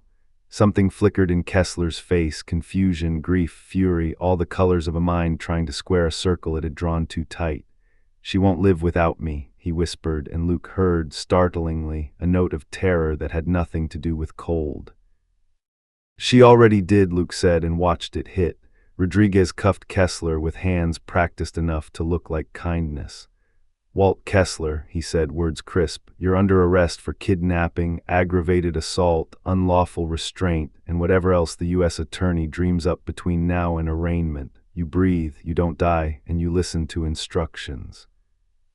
They hauled Kessler to his feet, a human icicle. He tried to twist away, failed, let out a keening sound that made the hairs at Luke's scalp rise. "You'll ruin the work," he said to no one and everyone. "You'll ruin it." "Good," Dana said flatly. "Let that be our legacy." Back at the complex, the storm began to thin, as if even the weather wanted a better view. Teams flowed through the buildings like water finding its level. The underground rooms that had contained Rachel's world opened under light, narrow beds, ledger neatness, 1,000 small decisions that added up to cruelty systematized. Hale's voice came back on as the sky lightened. "Bird 2 has him," he asked. "Copy," Rodriguez said. "Kessler is hypothermic but alive. We have his doctrine, his radio, and a pack that would make a bomb tech write his mom." "And the girl?" Hale asked, and the way he said it told Luke the man had forced himself not to ask first, and that he'd failed only in silence.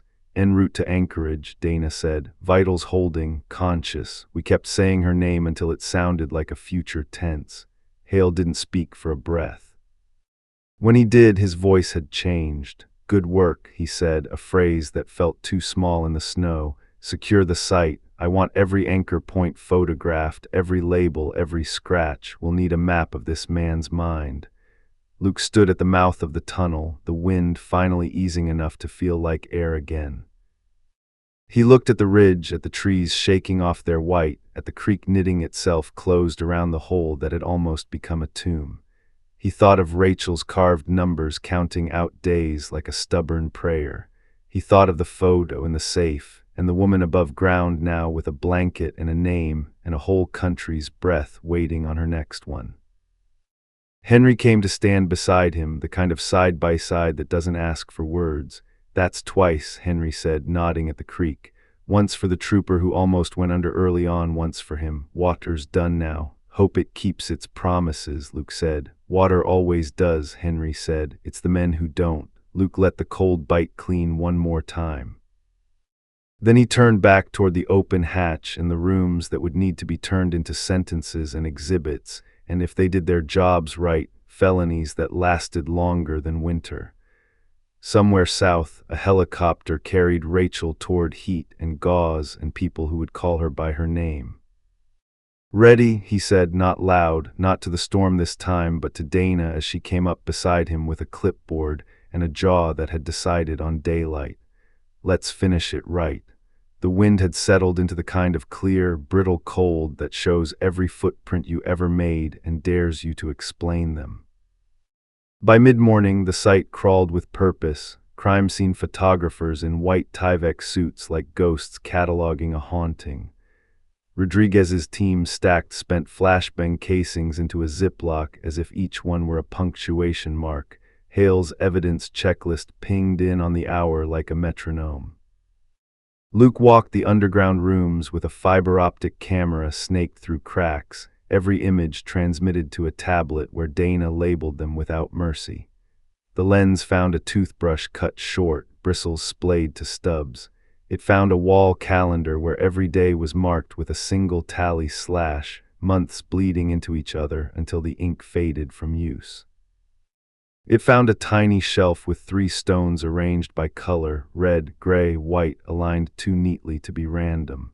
"Control in small things," Dana murmured, eyes on the tablet. "When you can't own daylight, you sort rocks." "You think she did it," Luke said. "She carved the days," Dana said. "He sorted the rest." Hale's voice cracked through the radio. "Anchorage ER reports. Rachel arrived hypothermic and severely malnourished. No internal bleeding. Wrist abrasions consistent with restraints, some older, some new. She asked for water twice and said a sentence that made the nurse cry." Luke's mouth went dry. "What did she say?" she asked. "Do I have to whisper?" Hale's voice roughened. "They told her no. They told her to be as loud as she wanted." Luke swallowed, felt it burn. "I want that nurse on the stand someday," he said. "You may get that wish," Hale replied. "Press is already circling. You've got vans forming a conga line on the road into Chitina. They're finding the words systemic failure just fine without our help." "Good," Dana said. "Let them." Down in the lowest room, Luke found a drawer that stuck halfway. He pried it gently and discovered a small, rubber-banded stack of Polaroids, all sealed in plastic sleeves. His stomach turned, then steadied. He lifted the top one, Rachel's hands cuffed but clean. Another, a tin plate with exact portions arranged into a triangle. Another, a close-up of a padlock, numbers cranked to 317, a sequence that might once have meant nothing. "Doctrine of proof," Dana said. He made a museum of his order. Luke slid them into an evidence bag and felt a heat creep up his spine that wasn't from the underlayer. It was anger without theatrics, the kind that feeds endurance rather than shouting. They were almost finished when a shout echoed down the tunnel. Rodriguez's voice clipped. "Marlowe, Soli's command tent now, prosecutors on." They scrambled out into sunlight made metallic by cold. The command tent's heater clicked. Special Agent Hale's face looked haggard through the video feed. Beside him stood Assistant U.S. Attorney Janet Manning, hair pulled into a knot that meant 0 patience, and a suit that looked like it had slept under a desk. "We have an arraignment window in 48 hours, Manning said without preamble. We're charging federal kidnapping, unlawful restraint, and transport across state lines. State charges will stack. I want the site locked down with a chain of custody I could ice skate on." "It is," Dana said, and then some. "Good," Manning said, because defense counsel is already doing talk radio. Kessler's brother retained a big city attorney with a taste for cameras. She's out there saying mental health crisis and catastrophic bureaucratic negligence. Luke's jaw worked. Negligence won't sit alone in that chair. "I know," Manning said. "But juries are human and headlines are oxygen, so we use the time we have to bake our cake. I also need a clean recorded interview with Kessler before he sobers enough to mutate his narrative into something a grad seminar would weep over." "Can you get me that?" Rodriguez nodded. "He's warming up at base. EMS hung warm IVs and a blanket burrito. He's talking, mostly to himself. He thinks we're the weather." "Good," Manning said, as if the word had different uses today. "Mirandize him again on tape. Keep Luke out of the room." Luke blinked. "Excuse me." Manning didn't flinch. "You carried Rachel out. He's going to hook that to any number of pathological wires in his head, and I don't need him using your face to control the tempo. He'll try it with anyone, but he'll need it with you." Dana cut in, voice even. "She's right. We need him on record with his own choices, not playing to yours." The words hit like cold air to the teeth, honest and unkind in the way things are when they're trying to keep you upright. Luke drew a breath through his nose. "Fine," he said. "I'll settle for the glass." They drove back to base.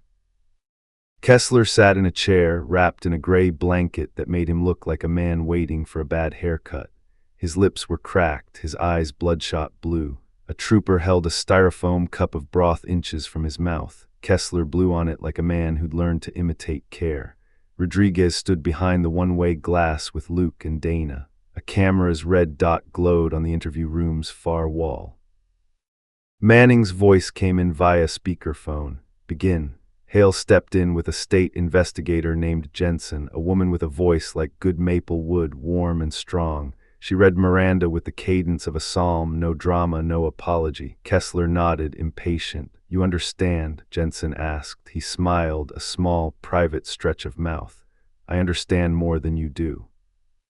"Then tell me," she said evenly, and slid a bottle of water toward him. "Tell me why the cave had day 689 carved into it." He turned the bottle in his hands like an artifact, because days matter. "And whose hand carved it?" Jensen asked. He looked almost surprised. "Does it matter? The hand that carved it was alive." He set the bottle down. "I kept her alive. I kept her when everyone else arranged to forget." Luke felt his fists ball before he knew it. Dana touched his forearm, a small pressure. "Steady," she said, so quietly it barely trembled the air. Jensen stayed calm. "You're Walt Kessler." "I used to be," he said. "The man before this was something else. This is the truest work I ever did." "Did you move Miss Whitmore from site to site?" He tilted his head, almost offended. "Language makes cages you think are bigger than mine. I moved her when the land told me to. I moved her when people like you made noise." "Why the Polaroids?" Jensen asked. "Why photograph padlocks and plates? You people need pictures to understand anything," he said. "You don't smell the day to know it's different. You wait for a headline and then call it true." "Whose headline did you use for the December photograph?" Jensen asked softly. "You made her hold a paper. Why?" For the first time, something like caution crossed his face. "Dates are a kind of truth," he said. "It mattered to me that time was precise." "So the photograph was for you," Jensen said, noting it without accusation. He lifted a shoulder. "You call it proof, I call it calendar. Did you intend to harm her tonight?" Jensen asked. Kessler leaned back, blanket slipping off one shoulder. "I intended not to lose," he said simply. "You brought a storm and thought it was yours. You don't understand storms. They don't belong to anyone." The interview went on for 45 minutes, a slow unspooling. He admitted pieces with pride, danced around others with the kind of logic that tries to sew a wound shut without thread. He spoke about primary and secondary like the words had sacraments in them. He said Rachel's name once, and when he did, it came out so soft Luke felt heat hit the backs of his eyes, rage and a grief for something unnamed. When it ended, Manning's voice in the speaker was clipped. That's enough, she said. We don't need him to draw a map to his madness tonight. We need the fence posts sunk deep where a jury can see them. They stepped away from the glass. Luke caught his reflection, pale under fluorescent lights, weariness etched like a woodcut. Dana handed him a foam cup. Coffee tasted like burned hope, and he drank it anyway. Ambulance is ready to take him to Anchorage Medical for hypothermia monitoring and psych evaluation, Rodriguez said. We chain him to the bed and station a guard who can ignore tears. He won't cry, Dana said. He'll perform. A chime sounded on Luke's phone, a text from Lorraine. She's awake. TV says the word hero. You okay with that? There was a photo attached, grainy from the TV screen, the chopper lifting into the squall, a small dark figure hunched at its door, a stretcher under floodlights. Beneath the chyron, a crawl, survivor airlifted to Anchorage, alleged captor in custody, questions about park oversight. Luke typed back, no heroes, just people who didn't stop. Lorraine sent back a heart in the color of diner ketchup. They drove to Anchorage that evening, the highway a black ribbon etching through white. Hale met them in a conference room that smelled like coffee and copier toner. He'd taken off his jacket, his tie had given up trying. On a screen, Manning's slide deck built itself, People v. Kessler. Photos flashed, gloves bagging the boot, the cave wall with day 689, the rescue sled under tarp, the creek hole stitched with ice. We're going to tell a story that doesn't let anybody look away, Manning said. Not the jury, not the press, not the agencies that signed off on him moving through their systems like smoke. We will use his words, doctrine, subject, ready, and we will set them next to hers. Please help. We will force the country to say her name and then to learn from it. Luke sat back and let the rhythm of trial prep wash over him. He had never loved the machinery of court, its inches, its tenses, the way one wrong adjective could lay a trap. But tonight, under the fluorescent lights and the hum of a city that had tried to stay out of the snow's way, he felt something like belief. Tomorrow, Hale said, we ask the judge to deny bail. We argue flight risk and community danger and the fact that he literally runs on ice when frightened. He won't see daylight free again, Manning said, a promise and a threat, not as a citizen. The knock at the door, quick and apologetic. A nurse in scrubs stood there, cheeks pinked by cold, hair escaping a clip. I apologize, she said. The ER asked me to find a Luke Marlowe. Luke stood, heart miscounting. I'm Luke. She smiled, tired and kind. Ms. Whitmore is stable. She asked for, she said, the man who carried Weather up the stairs. We figured that was you. The room blurred for a beat, Dana's hand on his arm to steady him, Hale's chin going down and up in a single nod, Manning's eyes flicking to her watch and then softening. Go, Dana said. We'll prep without you for an hour. Luke followed the nurse down a hallway that smelled like bleach and human hope. The ER doors swung, then the ward's quieter hush took over. They stopped at a room where machine beeps were slow and regular and blessedly boring. Rachel lay in a hospital bed under a warmed blanket, an IV dripping steady. Her face looked younger and older all at once, as if time had decided to quit pretending it was linear. She turned her head when he came in. Her voice was scratchy with disuse. You're real. He laughed, a sound that felt like it belonged to someone who might sleep someday. So are you, he said, loudly so. She took a breath that shook and then settled. Do I have to whisper? No, he said, and sat in the chair like he had all the time in the world. Not ever again. Luke stayed in that chair until the nurse made him stand so she could change the IV bag. He stepped into the hall, texted Dana a single word, awake, and returned to the bedside the way a man returns to a porch light after a storm. In the weeks that followed, the country learned Rachel's name in the clipped, flat tone of anchors who had to stretch a minute into a map of blame. There were profiles of girls who loved birds, op-eds about ranger staffing, segments where earnest people used charts to explain why no one had checked a transfer form in 1982. Some of it helped, most of it hurt. None of it returned the days. Kessler's arraignment drew cameras that turned the courthouse steps into a market. He stood in shackles, pale and shaved, looking smaller without the mustache and the wilderness. The clerk read charges that stacked like cordwood: kidnapping, unlawful restraint, aggravated assault, interstate transport, possession of destructive devices. He said, "Not guilty," and looked past the bench toward a place only he could see. Bail was denied. Manning argued he was a flight risk and a walking danger, and the judge, a woman with an expression like a closed door, agreed without flourish. "Mr. Kessler," she said, "the river will freeze again before you see it as a free man."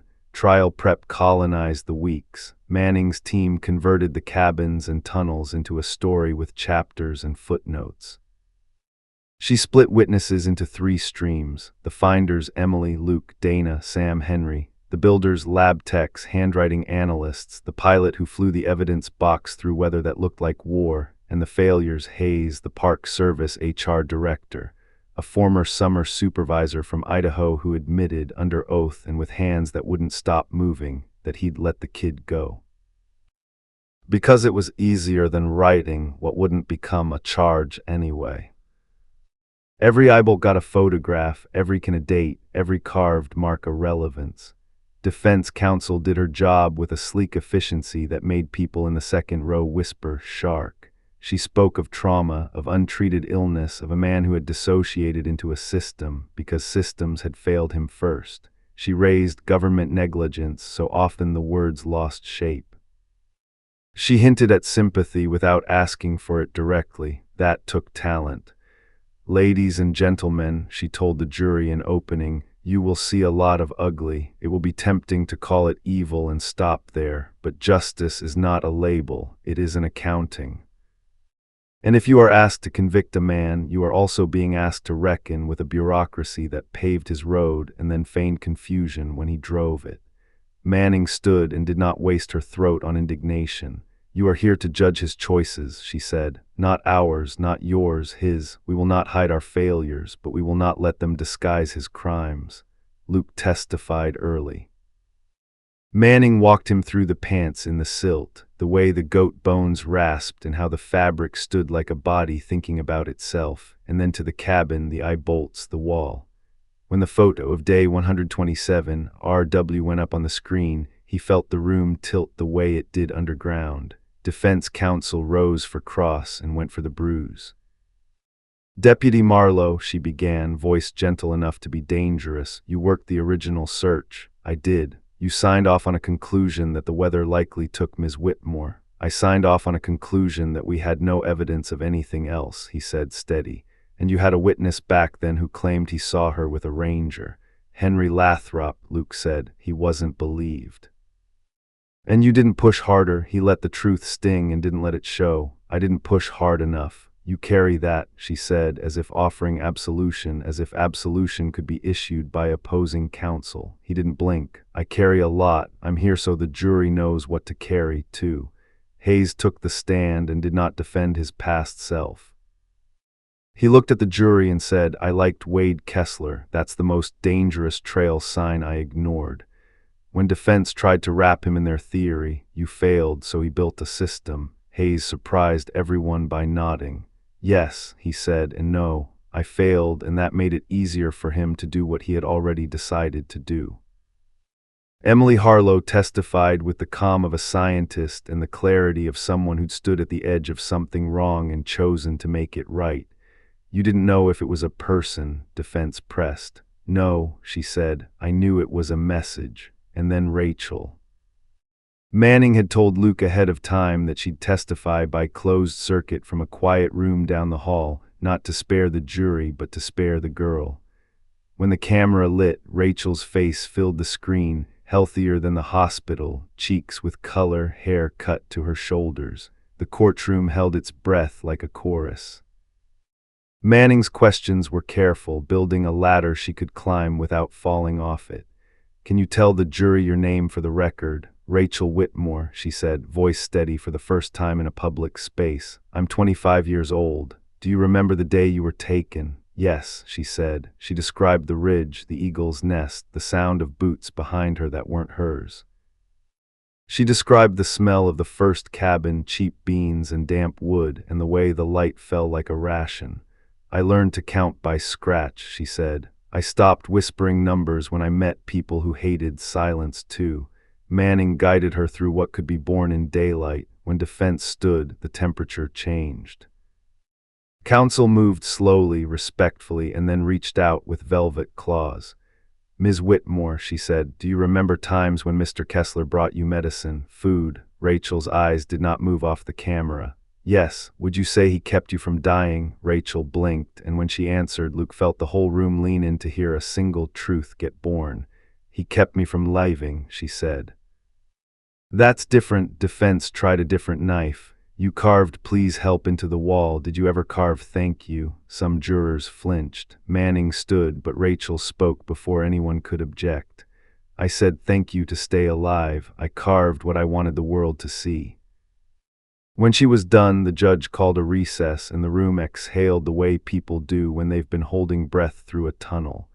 Kessler chose to testify against counsel's advice. Rumor had it, because his vanity could not resist the idea of narration. Manning had warned the team. "Let him talk," she said. "He'll serve us his mind in slices." He wore a county-issue suit and a look that tried to be beatific. He spoke about order and the virtue of routines. He called the caves stabilizing environments. He said subject 3 times before remembering to say Rachel. He described the doctrine as if it were a public service. When Manning rose for cross, the air changed. "You kept a notebook labeled primary doctrine," she said. "That was your word." "It was," he said. "You wrote, 'Trust requires control.' Your words." "Yes." "You wrote, 'Rescuers mistake noise for rescue.'" He smiled his thin, private smile. "They did." "You wrote, 'Ready.'" His eyes flicked left. "I did." "And when the storm gave you a choice, drop the pack or drown, you chose the pack," Manning said, voice dead calm. He flinched. The work," she repeated, soft and brutal at once. She let the word sit. "You intended to end both your life and hers if we came." He opened his mouth, closed it, the first honest silence he'd offered anyone in years. "We were not finished," he said at last, and the pronoun failed to carry what it wanted to. In closing, defense returned to their lanes. "If you convict, do not forget the agencies that built the road," counsel pleaded. "Your verdict cannot fix them, but your hearts must hold them." Manning didn't try to outpreach. "You are being asked to decide whether a man used days like bricks to build a prison," she said. "He did. He told you so. Do not let the architecture of our failures hide his hand on the mortar." The jury was out for 10 hours that felt like a winter. Luke walked the hallway and drank coffee that tasted like cardboard in church. Dana sat and reread her notes until the paper went soft. Hayes stared at a knot in the wooden bench like it was a confession booth. Hale pretended to nap and did not. When the buzzer sounded, Luke felt that old search adrenaline spike, hope, fear, anger, all the colors of waiting. They filed in. The forewoman stood mid-50s, teacher's posture, eyes that had seen both joy and school board meetings. "On the charge of kidnapping," she said, "we find the defendant guilty. Unlawful restraint, guilty. Interstate transport, guilty. Aggravated assault, guilty." She read them all. The words fell like the right kind of snow, quiet, steady, transforming the shape of the world. At sentencing a month later, Rachel sat in the front row, a blanket over her knees against a courthouse draft that ignored thermostats. The judge spoke for a long time about harm and choice, and what a nation owes to people it asks to walk alone for work or wonder. Then she turned to Kessler. "You built a calendar out of someone else's life," she said. "You will count your own days now in a place built to keep you from anything you wish to name doctrine. Life without parole, federal and state, consecutive."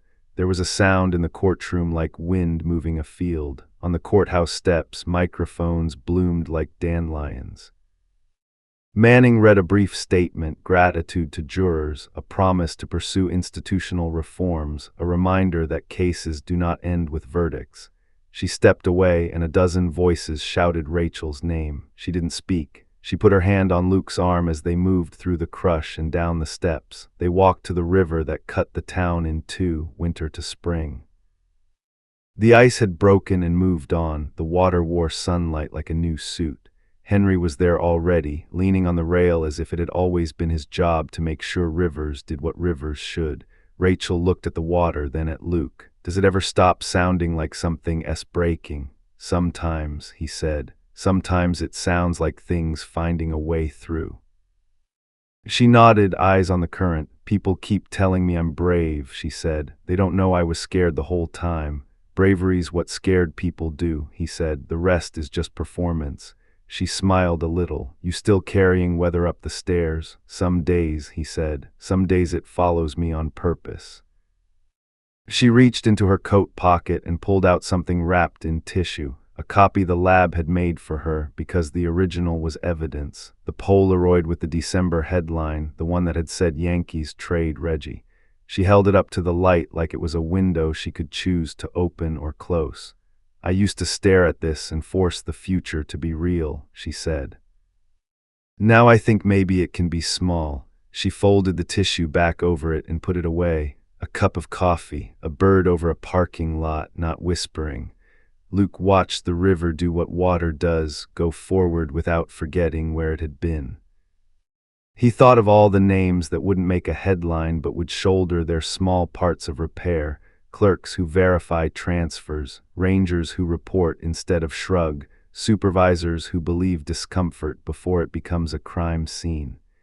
He thought of Hayes showing up with equipment and shame, and the way both could be useful if you didn't worship either.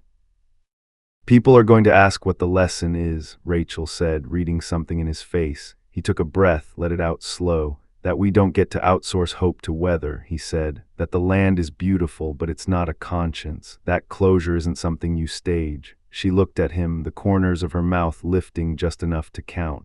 I like yours better, she said. The one from the creek, he frowned. She's not yours, she said softly. You said that to the storm. He laughed, surprised. I need to stop talking to weather. Maybe keep doing it, she said, if it listens. They stood until the cold found their ankles and reason sent them toward the warmth. At the diner, Lorraine poured coffee and pretended not to watch the way Rachel held the cup with both hands like a new thing. The neon moose blinked and went steady. When they left, the sky over the ridge was a clean blue band, and the birches held light in their white bark the way paper holds ink. Luke walked her to the door of the rehab unit and didn't say good luck or be strong. He said, we won't stop looking. For me, she asked, a teasing raise of eyebrow, and he shook his head. For the next person, he said, for the thing that tries to hide, for the part of any town that thinks silence is thrift. She nodded. All right, she said, and her voice didn't even think about whispering.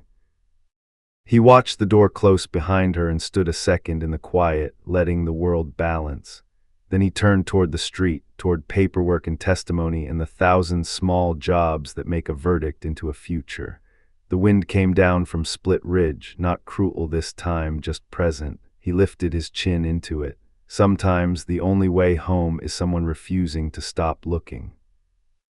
He said it once to no one. He said it now to the day, and the day said it back.